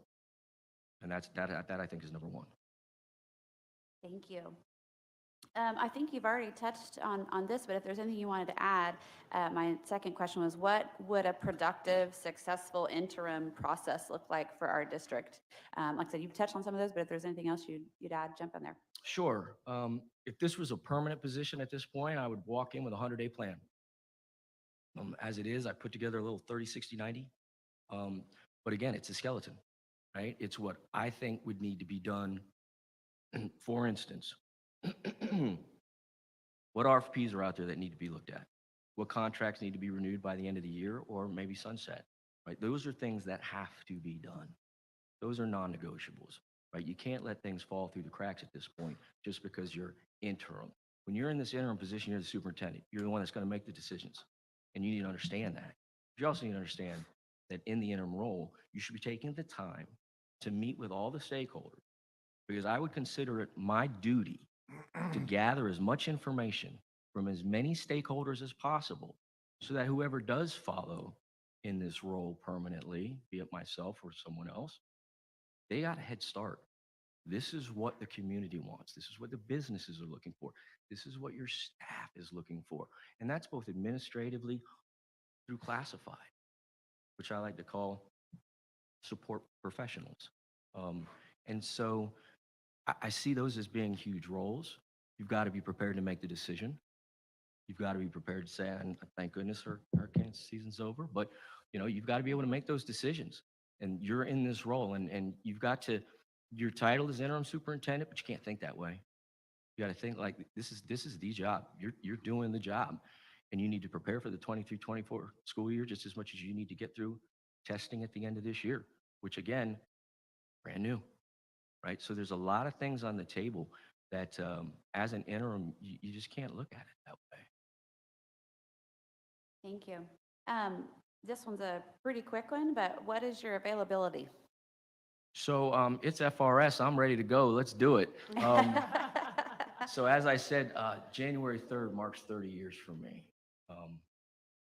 I am available. I know that the superintendent last day is the 31st. I think the last board meeting, I heard that the expectation was January 1st, that this would be in place. The name's on the line. Okay, thank you.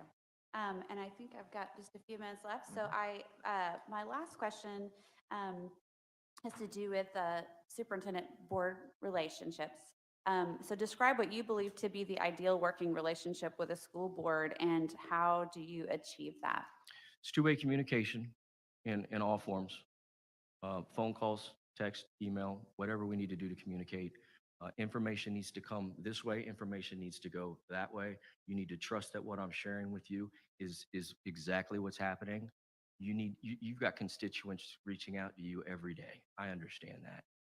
Having the opportunity and the availability to text me or call me and say, hey, James, what's going on with this situation? I'm hearing there's something going on here.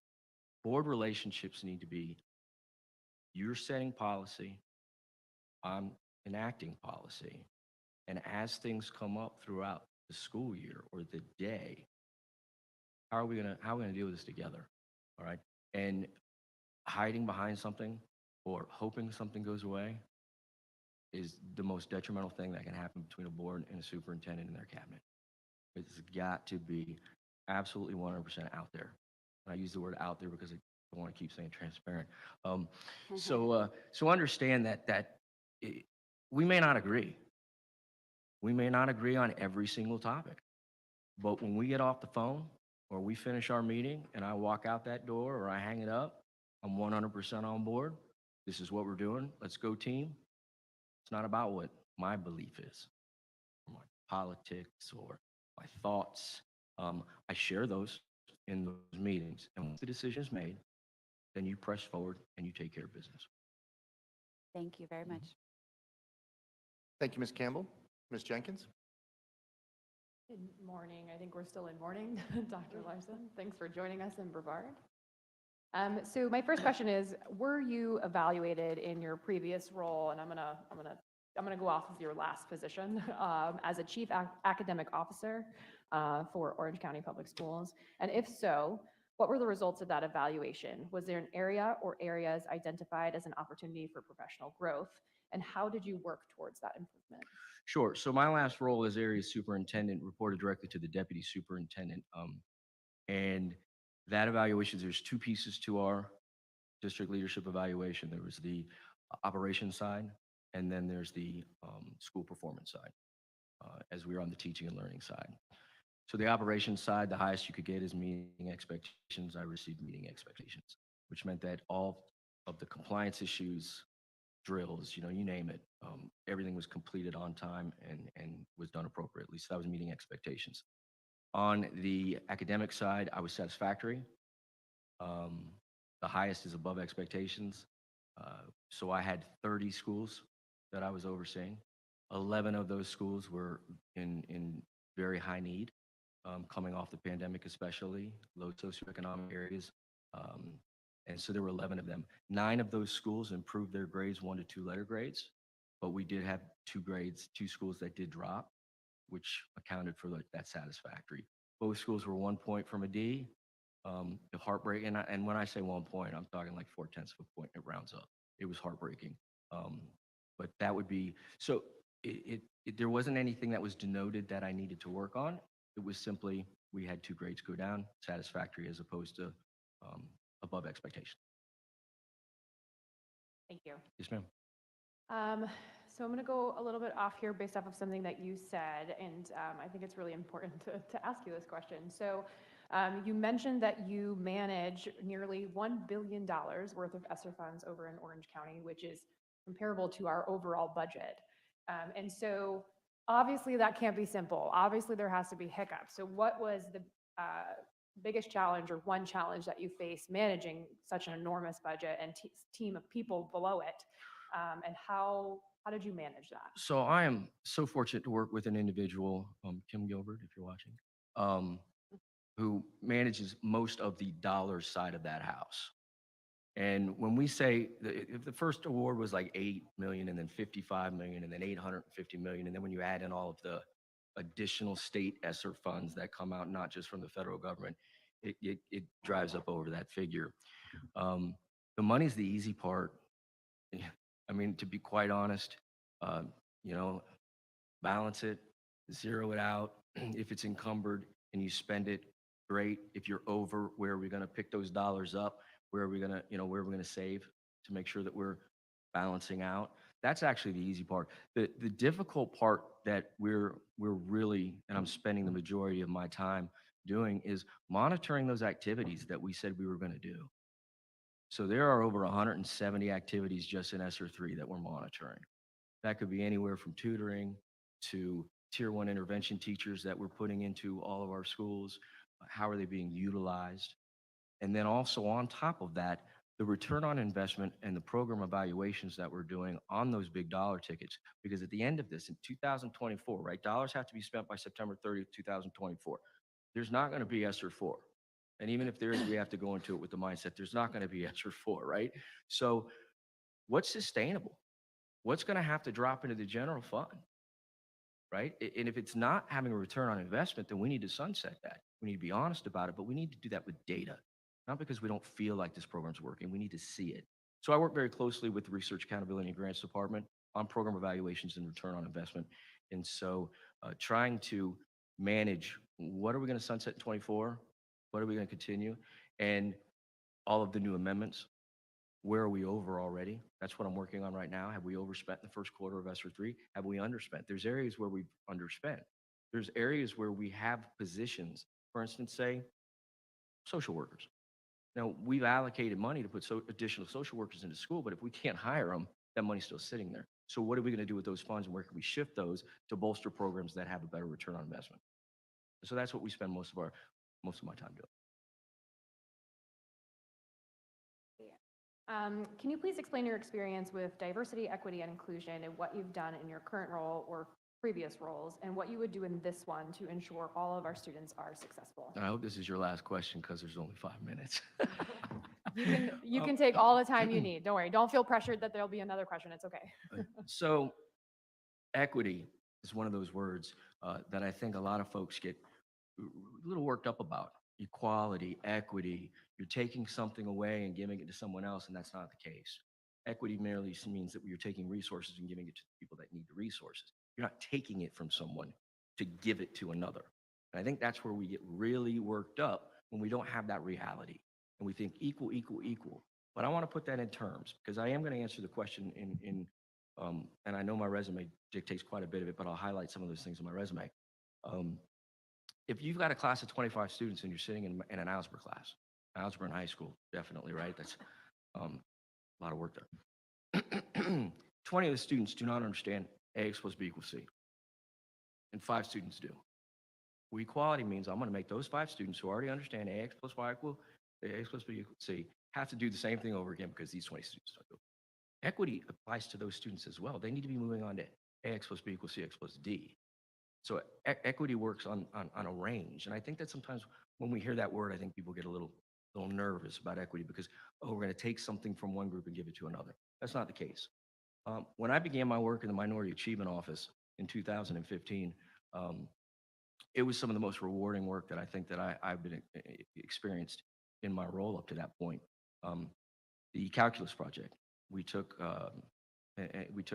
low socioeconomic students. We took gender. We looked at why do we not have as many females in middle school algebra, and provided a system in the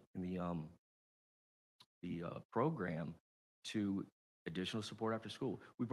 It was a contract. We brought the parents in, said, look, they're going to do additional work after school. They're going to get tutored after school. You're going to do this. We're going to provide folks from the community and Lockheed Martin to come in and really talk about why is algebra important. And so the calculus project was in design. It came out of Boston, and it was to get more students through calculus by the time they graduated high school, because if you're only taking algebra, by the time you're in 10th grade, you're never going to get there. And in 9th grade, you're probably not going to get there. So that was kind of one of the things. I did a lot of work. I was the BPO of discipline at the time, the business process owner of discipline. And so restorative practices was brought in the year before I got there. Again, a lot of misconceptions behind restorative practices. Folks hear, oh, restorative practice, we're going to sit in a room, we're going to talk to each other, and you're not going to suspend these kids, and you're not going to discipline them. And that's a misconception behind what restorative practices really is. I would give you my philosophy on discipline. Discipline should be administered at the lowest level appropriate to the offense necessary to modify behavior, not punish, but modify behavior. And sometimes that might mean a 10-day suspension.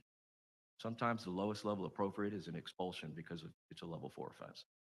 And I think that needs to be clearly stated. But what we did was we looked at the disproportionate suspension rates. And we looked at how many days students were missing school. What was the average number of days students missed if they had one suspension during the year? We looked at recidivism within different subgroups. And when I say subgroups, again, not just demographics as far as race, we looked at is gender. We looked at our ELL populations. We looked at our ESE populations. So when you say disproportionate suspension rates, at one school it could be with this group, at another school it could be other. And so data is so rich, we have it, and it shouldn't be used to hammer a teacher or a principal because of what's happening at their school. It should be used as a tool to say, hey, we're obviously not connecting with this population. What are we going to do to connect to this population? Because we're missing it. They obviously don't feel a part of the school the way we need them to. So as important as data is, it's doubly important as to how we use it and what we're doing with it. And so I've had an opportunity. We put the Minority Leadership Scholars Program Award, where we were taking high school students and bringing them back to the feeder middle school as mentors to our students in the middle school and telling them, look, this is what's going to happen when you get to high school A. This is what you need to be prepared for. And we saw a lot of success in those programs and students just really taking off and taking charge of their own education. And that's the beauty of it, right? We're not taking something from someone else. We're providing the resources to the ones that need it. Look at that. I was keeping an eye on it. Yeah. Thank you. Mr. Trent? All right. Well, thank you, Dr. Larson, for coming out and putting your name on the list to be here, and congratulations on being in the finals of, Thank you. Of this position. So I'll get right to it. Some will be the same questions. Your thoughts on policy review as a potential superintendent, and have you had any experience in this process and how it would work?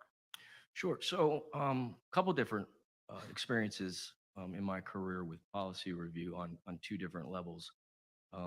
First of all, I'll say this, right? Any legislation that comes down is going to predicate the need to review our policies.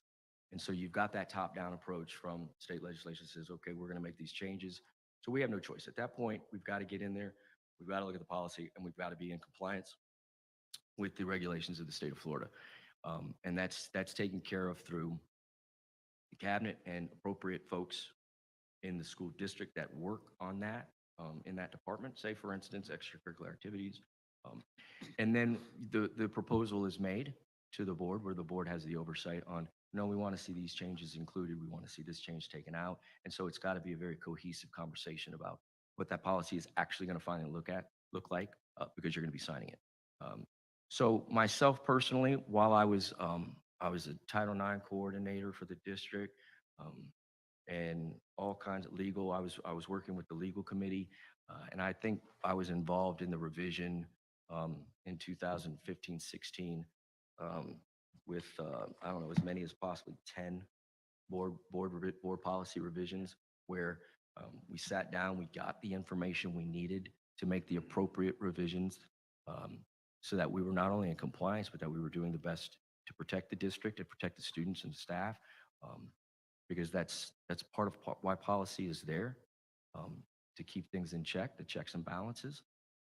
So I was able to firsthand work on revising policy myself with the legal department and others involved. And then at the cabinet level, all of those board policies come to us before they go and presented to the board. So at that point, you're involved in any board policy review that takes place, and everybody has an opportunity sitting around the table to provide their suggestions and or concerns. But it's not outside the realm of reality where, as a superintendent, you look at the board and say, hey, can we talk about this policy? I think we need to make some revision and have that conversation just as much as it is for you as the board to say, hey, we need to take a look at this policy. And so that's also a two-way street there through the communication. And then once it's determined that a policy needs to have revision, let's make the revisions. Let's make sure they're legal, right? And then let's sit down and say, what else? What is there anything else that needs to be done, or are we good? And if we're good, let's sign it in, and then we follow. Yeah, thank you very much. All right, one of the other questions would be your management style. I've heard, some of the questions, I kind of get an idea, but how would you describe your management style? So I'm a code shifter. I remember the big, and this is not my answer. You've heard it for so many years in interviews, servant leader, and it was so overused. I'll do whatever I won't ask anybody to do it, that I'm not willing to do. And oh God, it is really overused. And there are times where that is appropriate, but I consider myself more of a situational leader. There are times where you need to be, let me make sure I get this right, not authoritative or, there's the good side of it and the bad side. It's a time where you have to be, look, this is it. I've got to make the decision. All right. And then there are times where you've got to bring folks to the table and say, okay, let's have a conversation. You've got to be able to delegate. You've got to delegate to people what they want delegated to. And that's not, placating to people. They're doing what they like to do. They're going to put more effort into it, more heart. It's going to have more value. And so that's the same thing we do as we're building leaders in our school systems, right? When you're trying to build a dean to an AP and an AP to a principal, you give them roles that they're interested in so they can thrive, and then you build on what they might be lacking. So I consider myself situational. I can adapt to anything that's coming at you. And again, sometimes you've got to hit it quick. You've got no time, and you're definitive about it. And when you're wrong, you're wrong. When you're wrong, you say, you know what? I blew this one. My bad. Let's hit it from a different direction. Maybe I was a little too quick on this one. But you've got to have the humility in leadership that I think sometimes folks get this idea of, well, I'm in charge. I need to always look like I'm in charge. Well, even a duck on a pond looks calm on the top, but their feet are churning away underneath, right? As a leader, that's how you need to portray yourself. Your feet are churning, your wheels are spinning, but when you're on that water, you look as graceful as a duck on top of that pond. It's moving, but it doesn't look like you know how. And that's the same thing a leader needs to do. And I try to emulate that. You don't need to look like there's a crisis when there is a crisis, because that's when everybody all of a sudden starts to act like there's a crisis. All right, well, thank you. So how much time do I have here? You still have almost 4 minutes. All right. Over 4 minutes. So the question was, what makes you the ideal candidate? I'm going to switch a little bit on this because of the question that we had for our last candidate being recorded. It's out there. I'd like you to have maybe a little bit towards that. You mentioned situational leader, which I think is very important. So when you have a situation that you have a clear direction from our state, you had mentioned even that on policy. We had a situation here in the last couple of years where I believe we had a clear direction from the state and from the governor. Our last candidate kind of hinted maybe where we didn't listen to the public, and that was really on our mask situation. Sure. So, in the last couple minutes, how would you have liked to have seen that had played out if you were in this role? Would you have been that situational leader? I don't think, I think at that point you'd have to, you'd make the decision. I mean, that's, you flex over into, okay, if this is the state mandate, right? I mean, let's take a look what's happened down south. You buck the system and boards get replaced, and then other things, ramifications that come in that are both financial, personal, professional. And so you have to understand your place. And I think that goes back to humility, right? My politics do not determine what I am instructed as a superintendent of a school district to do. No different than when my superintendent tells me in my role now or in previous roles, this is what we're doing, then to me, that was a mandate. That came from my boss. You're my boss. State tells us what to do. The piece that really is difficult when you're in that role where you're like, look, we're going to follow the state mandate and this is what we're going to do, is how to find a way to be an empathizer to all of the stakeholders, to be able to walk that tightrope of, look, this is what we need to do. This is why. This is how we're going to try to mitigate it. This is how we're going to try to make it as painless as possible. But this is what we've been instructed to do. And that's tough because you're going to get hit. You're not 73,000 students. How many of those are, have families? You're not going to make everybody happy. But you got to give them the why. And you got to work through the best ways to do it. And I think that's where the conversation sometimes, and not just necessarily in the mask mandate, but I think that's where the conversation should sometimes roll in other situations, such as, instead of saying, let's just buck the system. No, we need to do it, but let's talk about how we can work within those parameters. Is there a little wiggle room here? What can we do here? What are your ideas? Don't just share with me that you don't like it. Don't share with me, because that's not going to help. And I can't help to say, this is what we're going to do. All right, now we're at a stalemate. But the conversation needs to shift away from no, yes, to how's the best way to make this work? How can we make this? And that's through conversations. And that means sitting there getting berated at times. That's through being, lots of names being thrown your way. That's going to happen. You can't take it personal, right? It's personal for me as a parent with my children in the school system. But when I sit in that role, in whatever role I hold in the school district, that's my profession to take care of what's best for children. And at the end of the day, parents can be mad at me all they want, but if I'm making the best decision for children, I'll sleep at night. Thank you. Good, Mr. Trent? We're good. Is there anybody that felt like they didn't get a question asked that I could actually ask for you before I move on to my one question that I have and give him enough time to finish out? We're at 11:12 and I want to give you 10 minutes. So I'm going to give myself 2 minutes to ask you a question in response, because then that'll give you the 10 minutes. And then if anybody needs to use the restroom for 5, we can before we start the next. So my question is that one of my big passions for the past 6 years has been career and technical education. We've spent a considerable amount of money in infrastructure building footprint of career and technical programs. One of the issues that we have is that the students that may be taking those classes may not see that as a career, but rather just an extra class to take, which is okay. And I think that there's also a need for our some of our students that may have at risk and some of those other things to see a career through those, as opposed to sometimes maybe they wouldn't be the best fit for college, but if they're not, then showing them that there's something they can succeed at also. So I want to kind of hear what your vision would be, somewhere wrapped around how a successful career and technical program would work. I know I don't expect you to understand our infrastructure and everything else, but just philosophically, like how could you take one and put it forward? Because in my mind, we're preparing to be the footprint for space. Yes. So with that, it's all you, man. So I'm going to start with a personal anecdote. My 28-year-old son went to high school where I was the principal, God bless him, and sat through all of my meetings and all of our conversations about post-secondary education. And when we would sit down at home and say, okay, what do you want to do? He had 2 passions in life, music and NASCAR. That was it. Those were his passions. Anything else was not important. And so he's like, well, I'm going to go to Florida State for music. And I said, all right, we'll get you on the path, and we'll start looking at Florida State for music.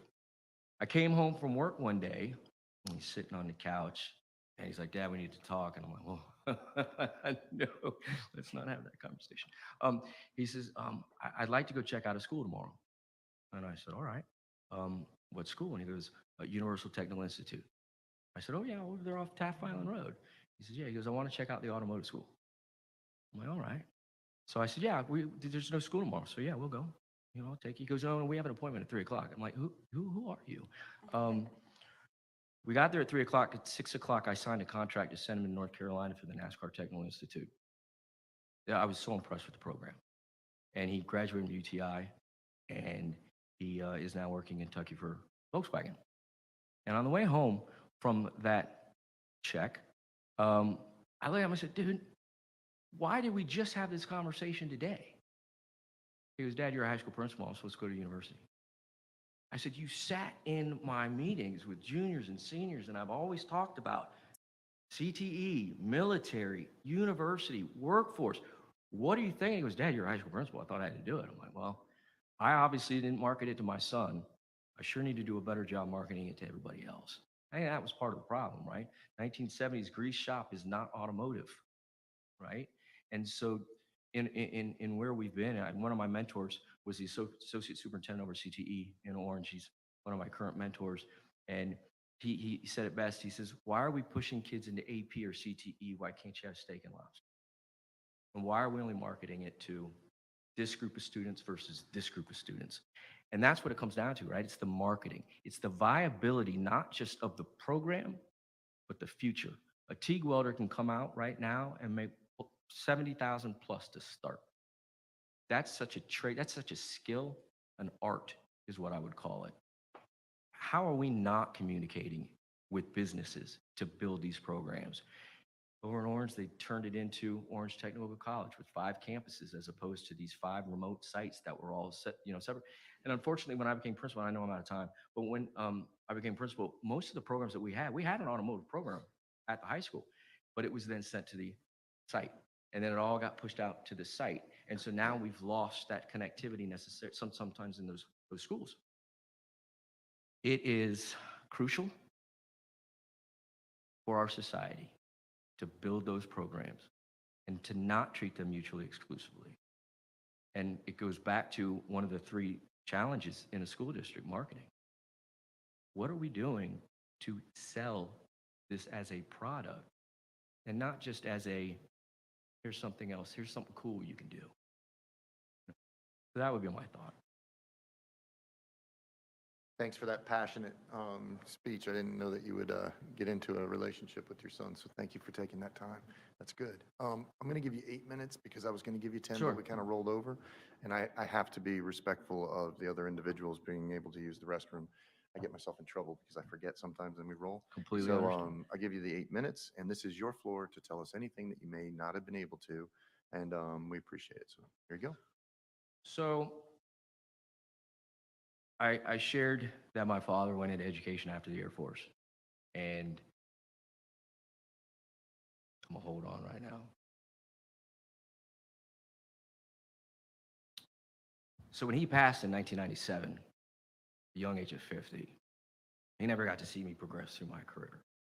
I've been a teacher for 4 years. I have worked my entire career to honor his name. I'm not here today about a legacy. I'm here because I was drawn to say, can I make Brevard a little bit better, even if it's only in 4 months, than when I got there? Because I do feel like I've been able to do that throughout my career in all of the assignments that I've been given. I believe that if you were to do any research on me, the value of relationships, how you treat people, why they keep coming back, and why they'll run through a wall for you, even if they don't understand or don't agree, but they believe in you that much, that you're their recognized leader. We do panorama surveys, garner support, and thoughts about support. My learning community office was not 95% favorable rate. That's with all administrators, APs, principals. But they'll tell you, my title doesn't matter. The job matters. Children matter. The title just gives me some latitude on how much I get to do to get there. But I'll lay on the floor and talk to a child in trauma. I'll sit in a classroom and do a one-on-one with a child. I will sit with a teacher who's ready to quit. And a principal, well, numerous principals over the last 2 years that were ready to quit and say, we're going to make it through. How you treat people is how you'll be remembered. And that's something my father instilled in me. That's why I'm here. Can I bring a relationship base that can bring stakeholders together after the last 2 years of high contention? And I think that I've got that skill set to maybe heal some wounds. Scars are never going to go away, but maybe heal some wounds, build some trust in district leadership, school board leadership with the folks that are out there that are doing the job. I believe that's what makes me the best candidate for this job. Thank you. Thank you, Mr. Larson. I'm going to give each one of them an opportunity to say a couple of words real quick. Mr. Trent? Well, Mr. Larson, I just again want to thank you very much for coming out and laying it all on the line. You're an impressive human being, so I appreciate it. And I wish you all the best here. Thank you. Ms. Wright? I want to thank you as well for coming and putting your name in the contest here. That's a step of bravery, it is. I look forward to our one-on-one this afternoon, so we'll get to know you a little better. Thank you. Absolutely. Ms. Campbell?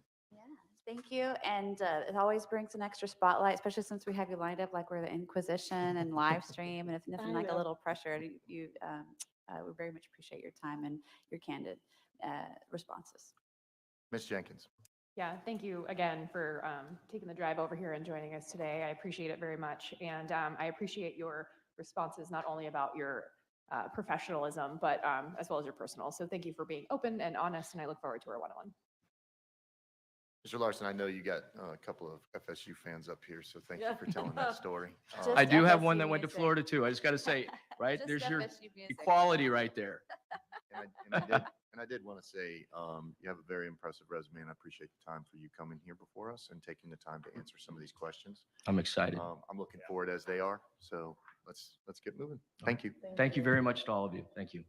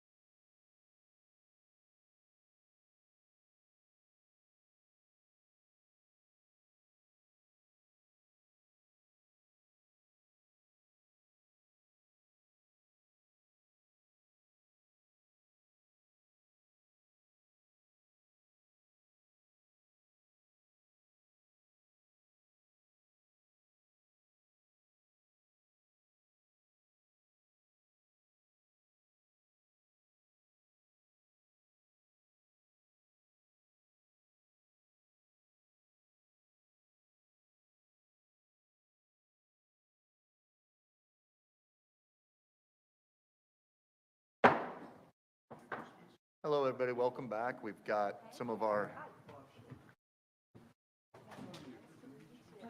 But at least the lights are on.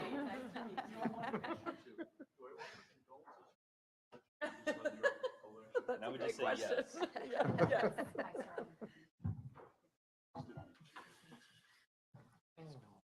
For all those that are tuning in, we have our next contestant for the interim superintendent, and we have a series that's going to be the same exact way. What we have is a 5-minute introduction, Yes, sir. which is followed by a series of 10-minute questioning, multiple questions by each board member. And then I usually come in at the end, depending on the time, ask about one question, give you about 10 minutes to finish up with anything that may not have been an opportunity for you to do so in the past. But with that, I think we get started. I really appreciate you being here and taking the time to apply and to come. You came from out of town, and we really appreciate it. Stewart, I know, it's still out of town. It's a couple down, simple ride. I know the road well. but we appreciate you coming. So thank you very much. The floor is yours. Well, good morning, and I appreciate the opportunity to talk with you about your expectations for the interim superintendent and how my extensive experience, both in the interim setting as an interim superintendent in several districts, and my executive skill set in very large school districts, in state settings, in highly diverse communities, and very large school systems. May fit your needs, particularly as you go forward through a nationwide search for your permanent superintendent. Let me be clear. I believe that an interim should not apply to be a candidate for the permanent role. And I base that on many reasons. A lot of experience, both as a search consultant, where I've done a number of superintendent searches, as also as the interim superintendent. And number one, you want to have the maximum flexibility as a board, I assume, to attract the finest candidates and not restrict in any way someone who might apply for the job. Okay? And so you don't want the interim to try to do your business in the short term, and sometimes making some very hard decisions with the board in order to, so to speak, address the issues you don't want your permanent superintendent to have to handle day one. And you don't want that individual looking to campaign for the job simultaneously.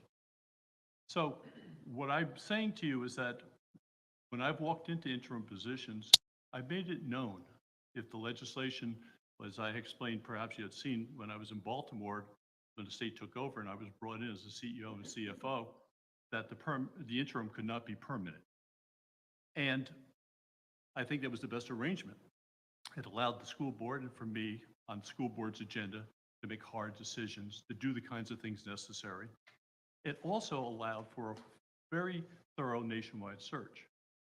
Ultimately, the Teachers and Administrators Association and the board went to the state board to change the legislation, which they did, so to offer me the job, and I refused to accept it.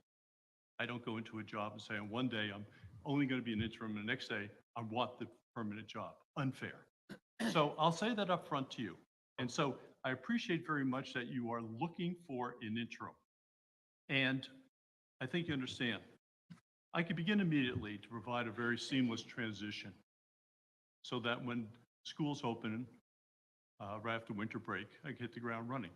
In fact, I would appreciate that if you do decide to appoint me, that I could begin the next day at 8 o'clock to start debriefing your current superintendent and working with you individually and as many stakeholders between now and the first week of January. I'm in a position where I don't start another consulting position contract, which we just received last night, until late January, but I've already talked to my partner and explained that if I was so fortunate to work with you, all bets are off. I will not be doing that. I will simply find someone else to replace me in that role, and everything else that I would do. Because what I do when I take over a school district, either on a permanent or interim basis, or on a consulting basis, when I do my thorough and efficient studies of like 89 districts around the nation, everything else stops in my life. And that, my wife doesn't like that, nor does my dog. But the bottom line is that you deserve 24/7 my attention and my effort. As I pointed out, I've specialized in leading large school districts and states with multi-race populations, multi-ethnicity, a wide variety of socioeconomic levels. And I'm talking about the second largest school district in the nation. I'm talking about Baltimore, 139,000 students. I'm talking about, yes, I've even taken on some smaller districts. But the point being is that in the districts I've run as a permanent 49,000 students and whatever, that in each situation that I've walked into in my entire career, because I was trained for this, is a district or a state in transition. I have followed always in the middle of the year those superintendents were departing for one reason or another. So having very specialized experience in this area allows me to bring a perspective that I hope could be of value to you. And seriously, I'm at that point in my life and career where I choose to work at the projects and wherever and help districts out because it's my way of giving back. And I enjoy it, get a great deal of personal satisfaction out of it. As we talk here, you've seen my paperwork. I'm sure you've read through it. You know my life better than I do probably at this point. But I think what's important is that I'm also, having done consulting jobs in everywhere from huge districts. I just completed one that took over a year, Baltimore County. It did a large lion's share of that in every aspect of operations, as well as for the county government. And Houston the year before, and I can go on. I don't know if I sent you a list of the consulting assignments in districts. I will provide that and even the studies if so interested. But has allowed me to know how to move into seamlessly a school system. I've already done a deep dive into every document that your district has online or the state has about you. I know your strategic plan, your metrics, and your outcomes. I know your organizational structure, and I read through your recently adopted budget line by line. This is what I do. I immerse myself in and be knowledgeable of. That's what I've been trained to do when I was at Wharton, of how to move into a transitional situation. So I'm not going to go on to talk anymore. I think my time may be up. It's just that I'm really looking forward to this conversation because it appears to me that you're very focused on the notion of an interim and not conflating that with that of a permanent, because they are two distinctive roles. Very, very distinctive. And I speak only from the fact that having been in all those roles, I know the difference. And also having been the chairman of 2 state boards, I know something about what it means in terms of having to manipulate all of that and also what to do with regard to board policies, directions, regulations, and the context of state and federal laws. Thank you for that time. Sorry I went over. No, Mr. Schiller, I don't mind going over a little bit. That's why I give up my time at the end. So thank you so much for those comments. Ms. Campbell's going to go up first, then Ms. Jenkins, then Trent, and then Ms. Wright.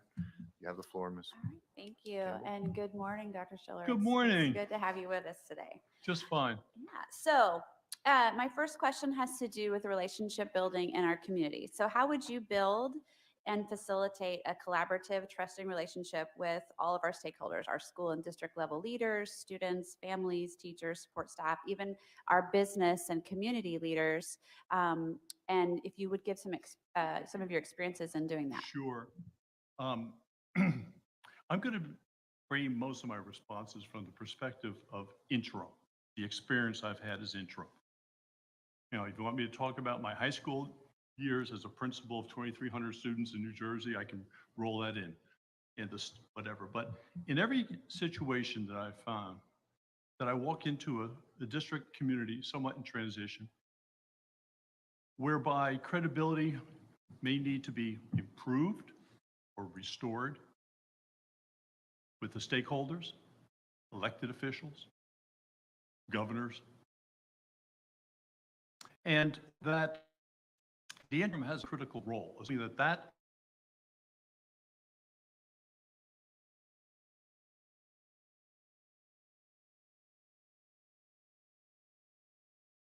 open the doors, to meet people at the time,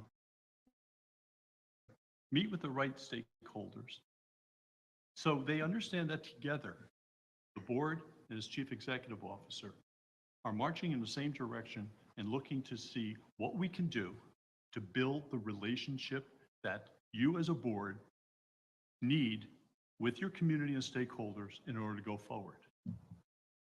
Example, my last assignment as an interim in the #1 academic school district in Fairfax County in Virginia.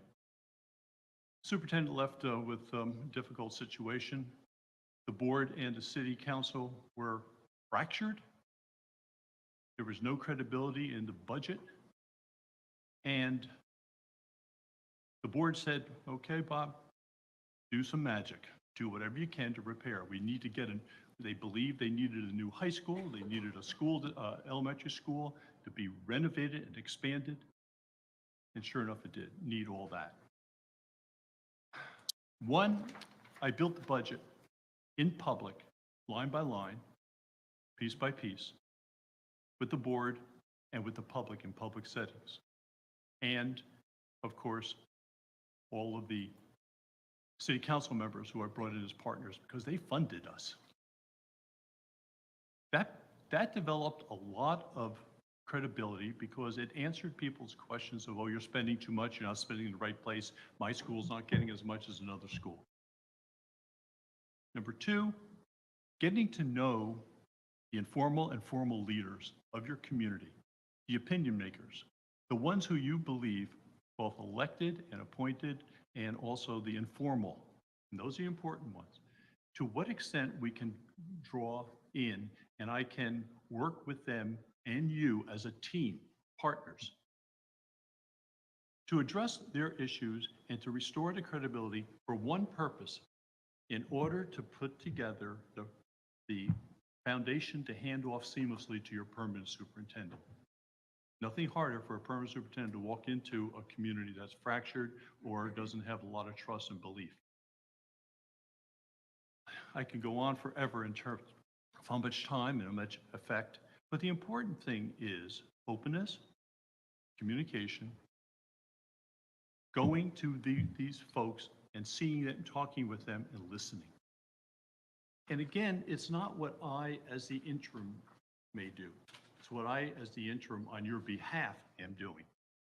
And that's why I would ask, as I do in all cases, and I know you all have jobs and families and other obligations, and although this might be your highest paying job, that this is the kind of time that needs to be invested. And I know you probably will make that investment to the extent you can.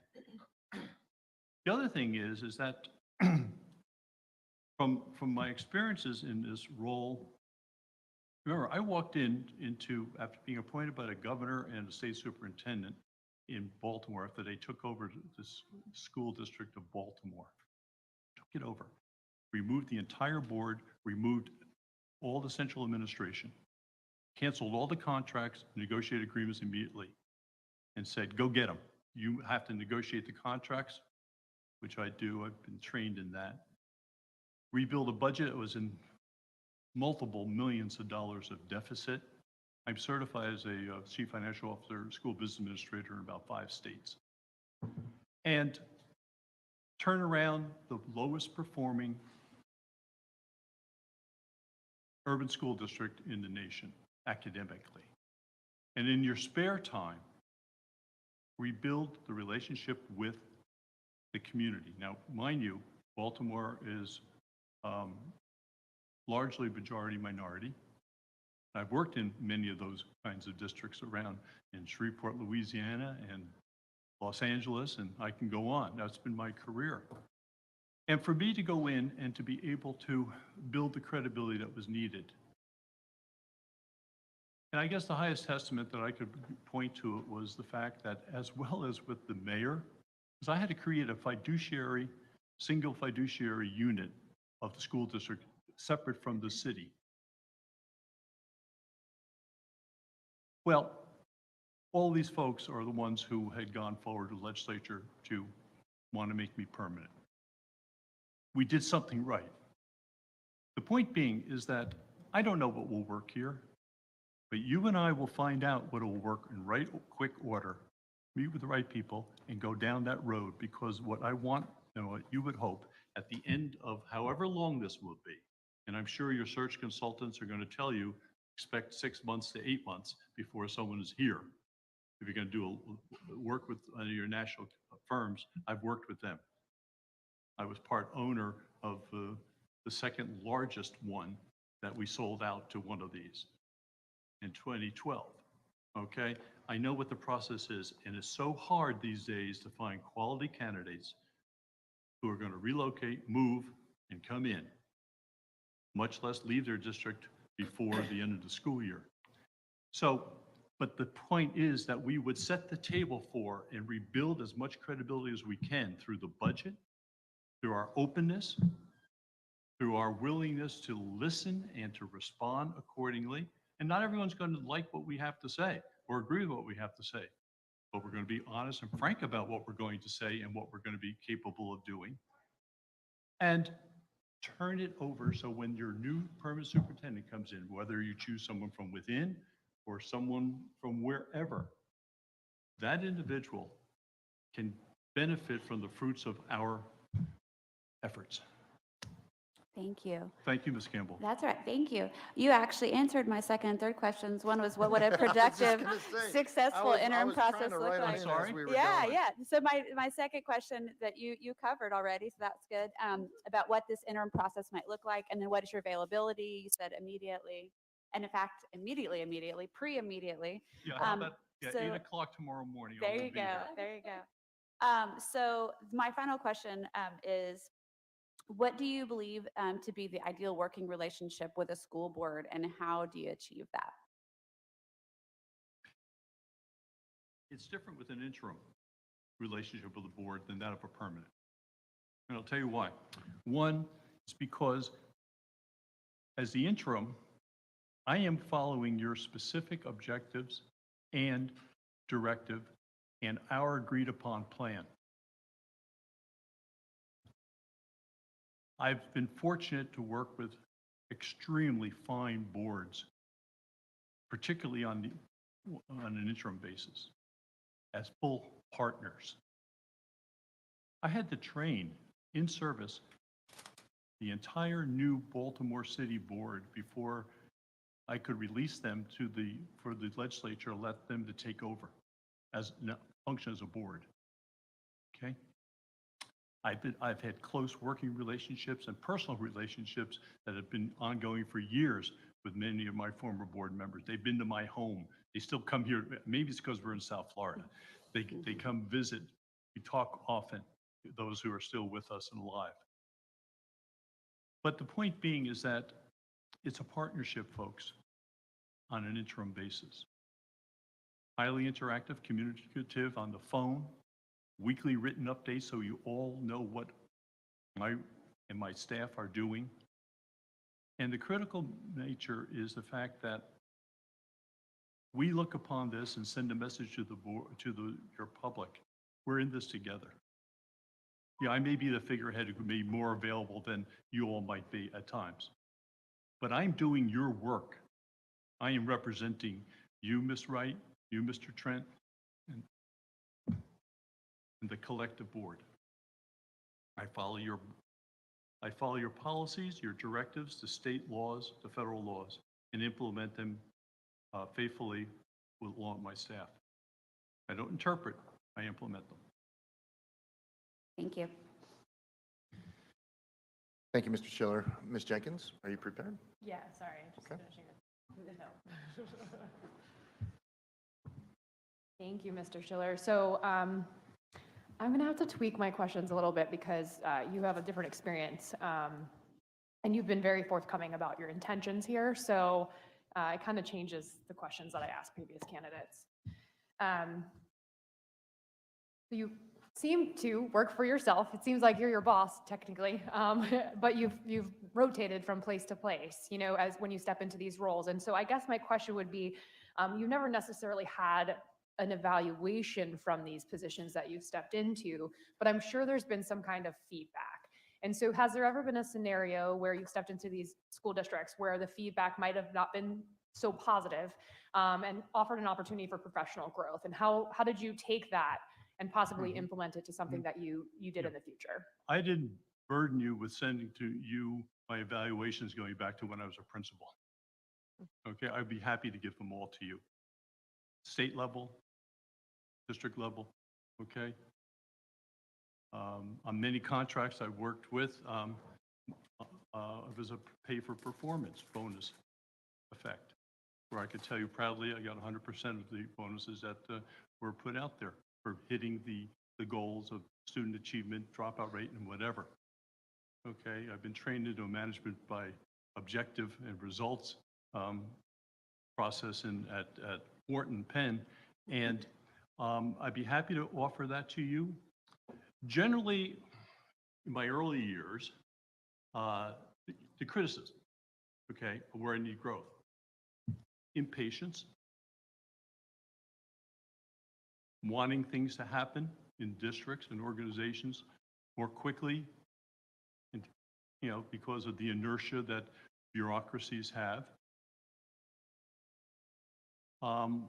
And I can remember one, interesting, because I was going through, my wife hates all these boxes I have. I keep these things, okay? You know, and going through one yesterday, going through a box, and she's always telling me I have to get rid of more stuff, where I came across one from Illinois. I was looking at the evaluation, and the only real negative was the fact that I don't have enough time in the day to balance all of the time I spent externally visiting the school districts and the universities and with legislators, and also inside the agency, the department.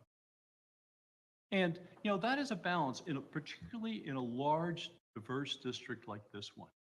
How does one balance being out there? And I will promise you this, I will be in your schools 2 to 3 days a week with you if you're available, with you, okay? And also balance what I have to do inside. But the key is, if you have a very strong team inside, your deputy, and I know your organizational chart, and I know the announced departures and their dates of departure and the challenges they are. But if you have a strong team, you've got a strong CFO, you've got a strong, effective folks in all the key positions like the facilities and whatnot. And I happened to watch a portion before I got to a dentist appointment of your board meeting where your assistant superintendent was addressing your facilities questions, and I'm getting flashbacks to other school tracks I had to build and everything like that, okay? Because I've been heavily involved with facilities management, contracts, new schools. And if you have a strong internal team, given the management style that I'll like to talk about with you, that when folks know what the expectations are and the standards, and we have agreed upon knowledge of where we're going, what we're going to get accomplished, I'm not going to do their work for them. I'm going to hold them accountable, work with them closely, but they're the experts in the field. I know about all those things very, very deeply because I've done every kind of a review of districts in each of those areas, even IT, which it's not my strongest suit. But the point being is that sometimes it's hard to balance because where's the fun? The fun is out in the schools, in the community. But I am a day-to-day manager. That I will tell you. I balance that in Los Angeles with 700,000 students, the daily operations with the internal running of the department. Okay? My time out there was lessened than my time inside. One thing I've learned is that I adapt to the need of my situation. If the need is from you all to be external, rebuild, and build relationships, you know where my focus of attention will be, making sure that in the home front, all the trains are running on time. If the attention is that I got to attend to some of the major issues inside the department in order to support, and that's all the central office does, provide the support to the schools. then that's where I will be. Or I will find that balance very quickly. You know, when I do these evaluations of school districts and superintendents and operations of them all, one of the things I always look at is how is someone using their time? And to what extent it's effective? And where are we putting our efforts? So, and along the short term is that I've learned that I have to adapt to the need of the organization. And I would expect that you, with whomever you choose to be your interim, I'm sure you have other fine candidates, that you will sit down and say, all right, as a board, this is what we're going to focus on. And consequently, we're going to have checkpoints every month, every 2 months, every 3 months, or at the end. What is our scorecard of what you expected and how we are doing? And I think the important thing is, it goes back to, and I know I'm repetitive here, the iterative relationship between the board, and this is, for me, working with 5 board members. I've worked with as many as 15, typically 9, okay? This is would be a luxury. Now, I don't know about you individually, but I'm, Yeah, you might wanna be you might careful take about that that. back. You're gonna take that back. I'm about 3 times, so. Yeah, that's so funny. Okay, I appreciate you actually formulating my next question for me. So you said that you adapt to the need, and you identified a very significant need that we're going to have day one come January. We are losing 2 extremely talented cabinet members. We have a very, very strong internal cabinet. And so how would you address that need if you were to step into that role? immediately. The backbone of a school district is your HR, your staffing, and that's the critical issue that you're facing as well as every other school district, immediate and long term. One of the things I would ask for you to consider if we go forward, do you want me to bring in interim assistant superintendent, deputy superintendent, so that the new superintendent can choose? Or if you want to go, and my preference would be oftentimes internally, who might be someone, or might be somebody who might want to become permanent superintendent and have the exposure, if not already, but exposure at that level in the district. If we can find, and I often look to find folks from within, groom them, help them understand. I've done a lot of executive coaching of new superintendents and others. And I've oftentimes, I've been teased that I have a pretty good eye for good horse flesh, okay? In that being able to pick someone out of a district and elevate them. One of my best friends was a high school principal who I elevated to become my deputy in, started off in, as an assistant superintendent for HR, then became my deputy in Caddo Parish, Shreveport, Louisiana. I mentored him, and then when I moved on, he went to 2 large school districts as superintendent, and he's a great friend of mine. But the point being is that perhaps we could reason together, telling me, all right, Bob, bring in someone immediately from the outside. We want him on an interim basis and leave the doors open. Or, Bob, how about some of these people from inside you could look at? And I would look at those folks very closely.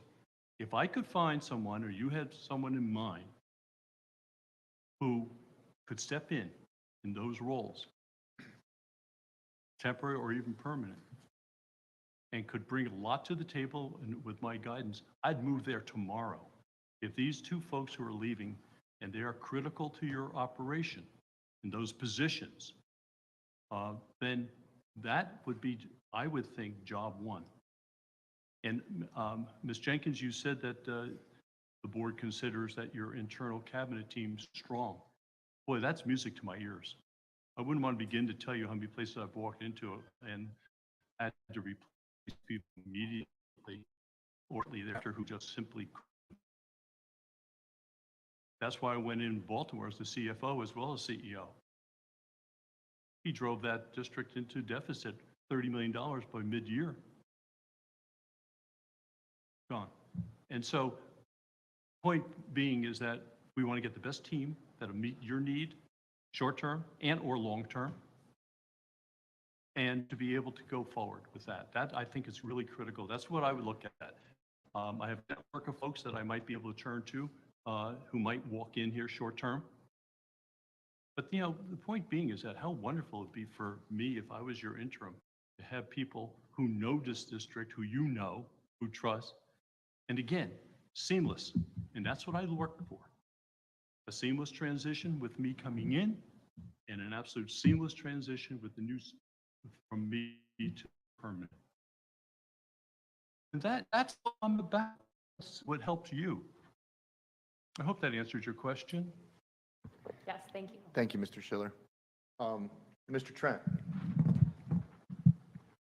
I'm actually struggling to find I a question know. you have not. I'm sorry. Did I mess up your order or your structure here? Perfect.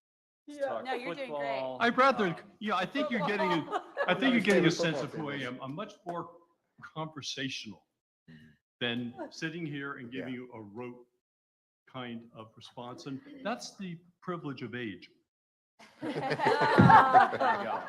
Mr. Trent, you could ask a policy question. I don't think. Yeah, I think that's been there, so we'll go back to the one. All right, so more of the day-to-day. Thoughts on policy review committees. Have you had any experience in this process? And if so.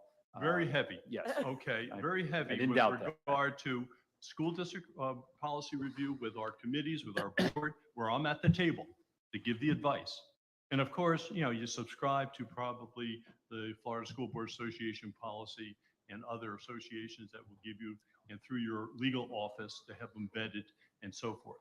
But I think as a new board is a very critical issue, and I've done that with many of my new boards, to go through the policy because you are now, in effect, representing your community and you want your policies to so reflect that. And so consequently, I think I can bring to that process insight, great deal of experience, and also importantly, to make sure that their implementation through regulations, whatever, and with staff, carried out with fidelity. And I think that's the real key. You know, one of the things I studied when I was at Penn was the impact of initiatives and policy, you know, in terms of how they are designed and how when they filter through a system, how they are no longer recognizable. And so I think what's important, Mr. Trent, is the fact that I think I could be an asset in this area as much as you would need and your policy committee would need. I could give you my best thinking and advice, but I will not put in my own personal venue perspective or biases. This is your community. It's not mine. You know your community better than I will know your community. And you want to be reflective of your community's composition, direction, philosophy.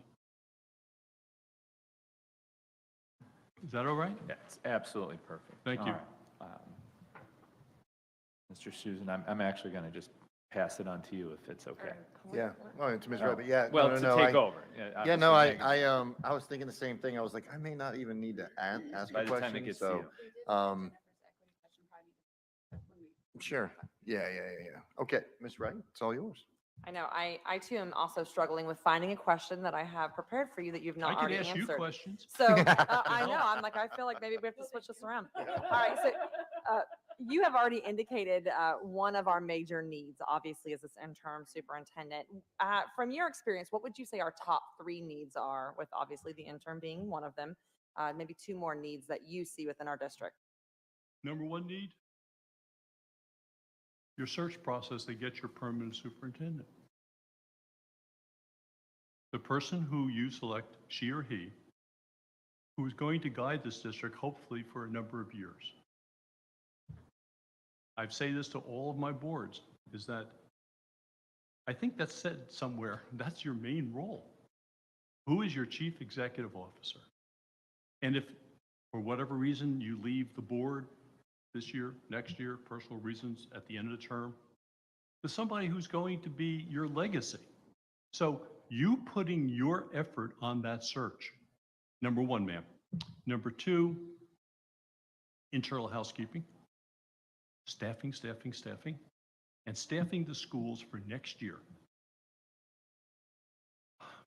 Tough market out there, tough times in the school for schools. Hard to get people to relocate. I've had to go through massive hirings for school systems, particularly in interim roles and et cetera. And I've got some notions of how we've been successful. I helped Houston Independent School District of 250,000 kids 2 years ago as part of the study there to revamp all of what they're doing with their recruitment and hiring. Recently in Baltimore County, that study there, did the analysis. Why are looking at the people who are leaving and their outgoing interviews and causes and surveying why people are leaving. It's not so much recruitment, folks, to focus on, although we have to bring them in. It's the retention of what we need to be focused on.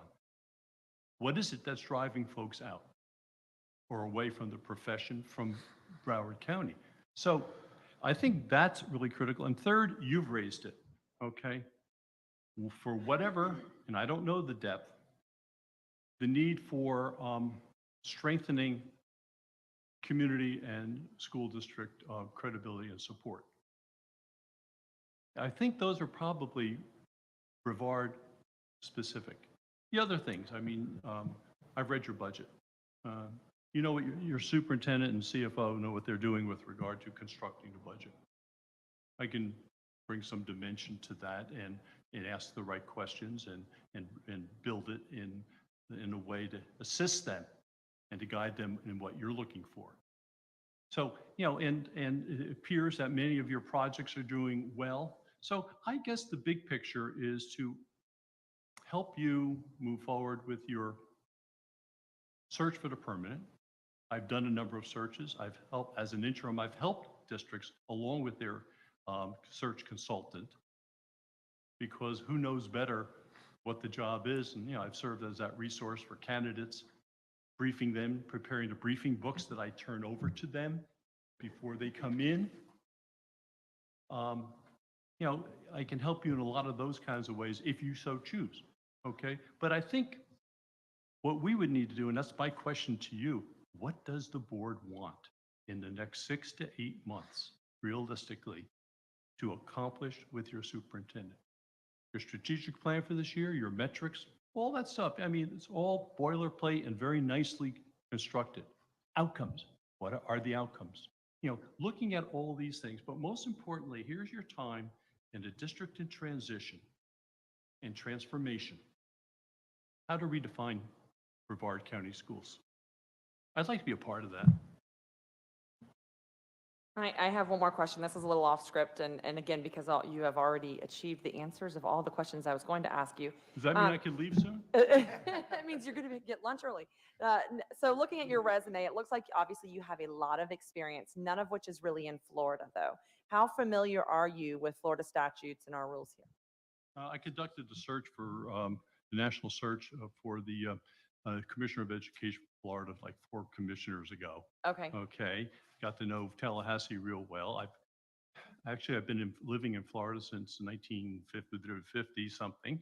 When my parents moved their business from New Jersey to Florida, started to go to Florida schools, so they realized they were not in Miami, not meeting my needs, and I went back and was educated in New Jersey, but spent more time. I've surfed all your beaches. I've fished all your waters here, up and down. Been here a long time. My father and I and business associates actually tromped through a place called Kissimmee when it was all swampy and whatever. And someone said this notion of a Disney World's coming here. My father didn't see the investment, I'm sorry to say. That's so good. My wife and I have personally owned our homes here in Martin County since 1979. My folks passed on, but after they moved from Miami years later, sold out their businesses, I spent, if I had frequent flyer miles for all the times as a kid I would fly down, I watched Miami from downtown Miami become from nothing to what it is today. Okay. I also conducted a major study of Sarasota County and had responsibility for their reconstructing and doing the thorough and efficient for their budget, HR, transportation. I know the Green Book. I know every aspect of the laws here. You'd be surprised. I mean, I do this for a living. I've done this my life. Whether it's California, people say, oh, you can't just parachute into. Well, sure, you can. There's not that much difference. As a pastime, I read school code. Okay. There's not going to be much that I've never encountered. I'll tell you the fact. And I know Florida. I know Florida very well for 50 some odd years. Yes, I have lived in other states as jobs would be required, but we've always had our main residence in Stuart, Florida. And so my wife and I, that's been our world. Personally, my wife was a former elementary school teacher and assistant principal and counselor. That's how I got into education. I was all set to get my MBA in economics. That was my training originally, finance economics. But there was this thing about the University of Southeast Asia that attracted me back in the Vietnam era, and I came out of it, and my girlfriend at the time, who now my wife of 53 years, introduced me to the wonderful world of education. So I took a job. I got paid. Want to guess what my first salary was as a teacher? Of English? $27,000. $11,000. 5,800. Oh my gosh. $4,400. How much? $4,400 to be a high school English teacher. And Wow.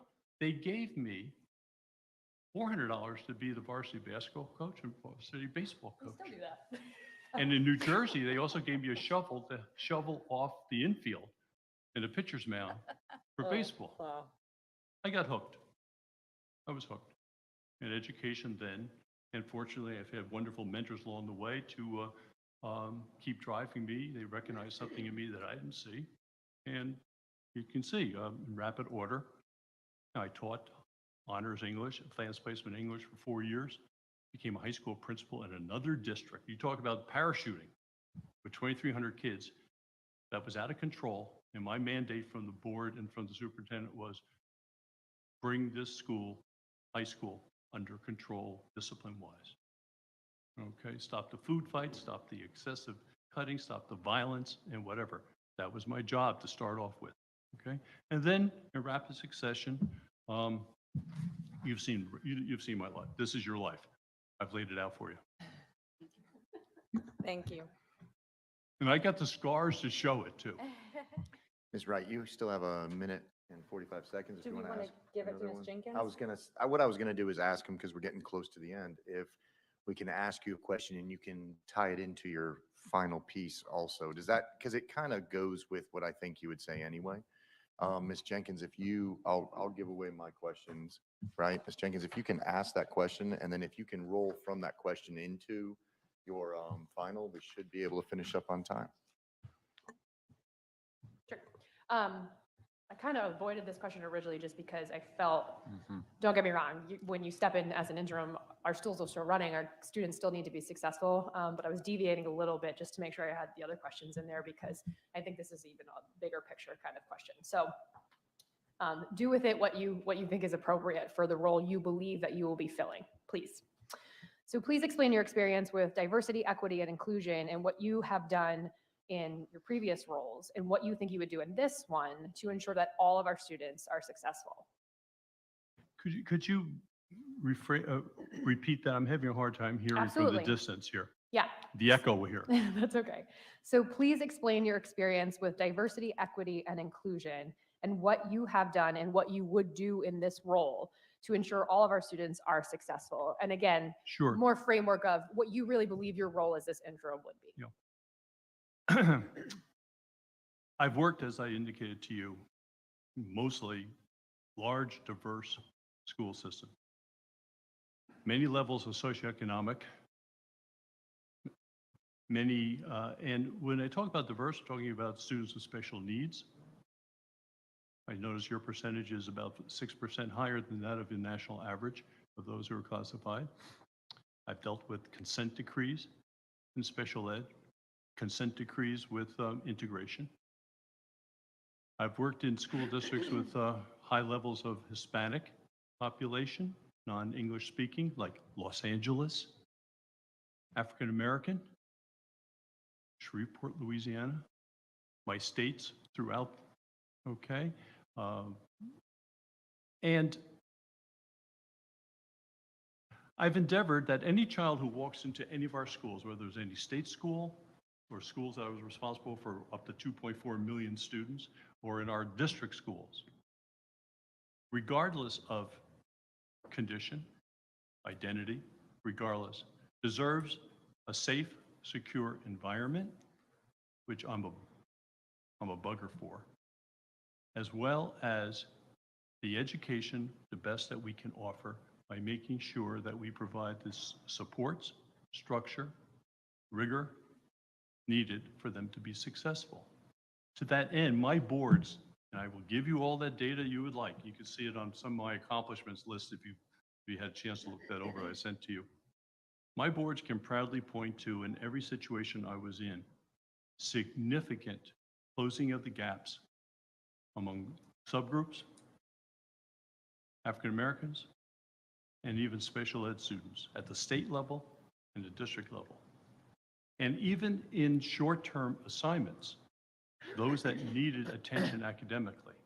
Now, I didn't have to attend to that in Falls Church because it was the #1 academic, but I did usher us all to become the first recognized K-12 International Baccalaureate district, okay? But in the others, I can show you, and I think I've demonstrated it to you, I can give you all the press releases and state reports, like in Baltimore, Los Angeles, in such short order to turn around the test scores in each of these areas. Performance, big focus. Number 2, engagement. I am what I am. This is how I am with people, regardless of race, nationality, ethnicity, or choice. I will protect your children. I will have our staff endeavor to implement with fidelity the highest academic delivery program possible with the highest standards. And most importantly, to carry out the efforts of trying to rebuild after 3 hard years and where test scores have plummeted, state ratings and academic report cards here in Florida for your district and others have tanked. And a turnaround, and in a short period of time, it's going to be hard. But if I can set the framework in place, the foundation, your permanent superintendent can carry it home. And I think that's what a leader does in a transformative environment like this one be, to set the table, to prepare the meal, so to speak, to allow then it to be delivered and therefore your permanent superintendent takes on a different dimension. And that is the one who implements and drives home what you've wanted and which I might have had a hand, not I. I've never created a program on my own and said we're doing it. One thing I've learned about policy is how you build from bottom up. That's where it flows, to implement. So I'm proud of what I've done, and that's why I didn't settle in on just a comfortable suburban districts for a career. Well, okay. Whereas by taking on the assignments that I've taken on, and some really crazy ones that people don't understand how I would jump from, district to a state back to a district, take over districts. I love the challenge. I love the challenge of diversity. In fact, let me close with this. I was tasked first as a consultant and then as the interim deputy superintendent for 11 months in Los Angeles. The state was poised to take over the school district academically, unless someone came up with a plan to convince them they could do the things they need to do for all the middle schools and all the high schools. New superintendent who did not have a background in education, who I was helping as an executive coach and as a consultant, asked that I put together something. And with my knowledge at the state level and spending time up in Sacramento and going back and forth, I built the plan with my staff and the community. Very important because they were going to have to implement it long after I'd gone. Strategic plan for priority schools to turn them around. The California State Board of Education approved it unanimously. State backed off from taking over the school district. I think I may have included in there in the accomplishments, the noted improvement in the test scores and the school ratings for those schools, particularly for minority, Hispanic, non-English speaking, and special ed and Black students, was phenomenal. Outdistanced every other school district. My board, that board there, that superintendent was very proud of that.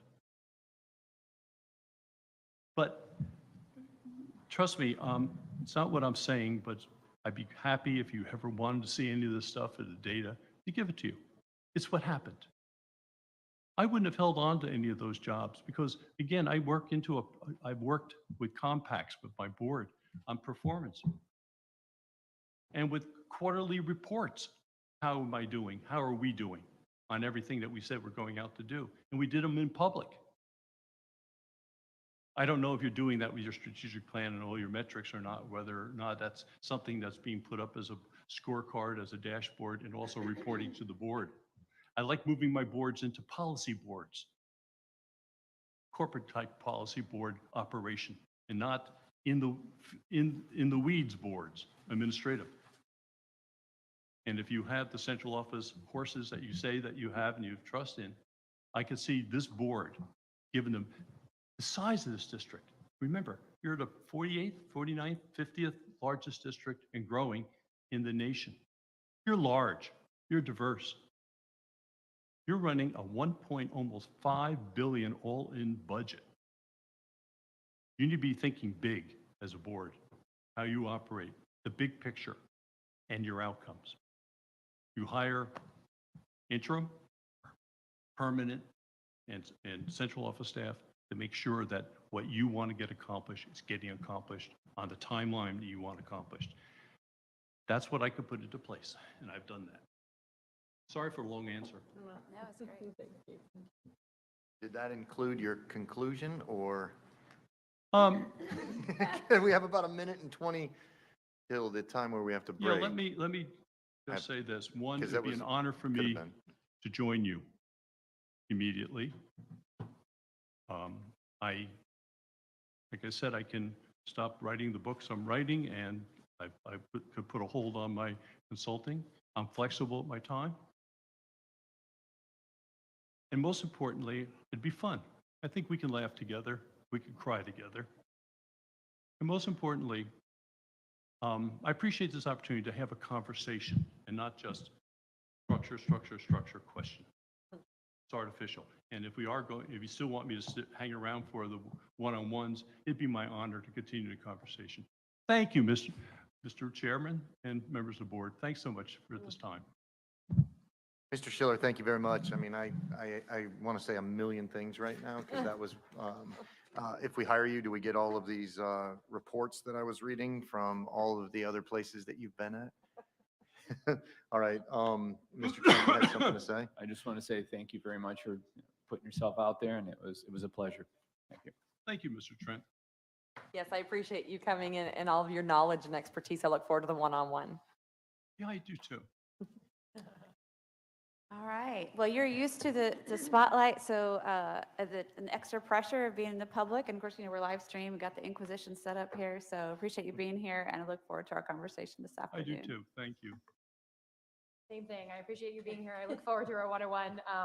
Thank you for the laughs and the chuckles and just being a real human. I really, really appreciate that. Thank you.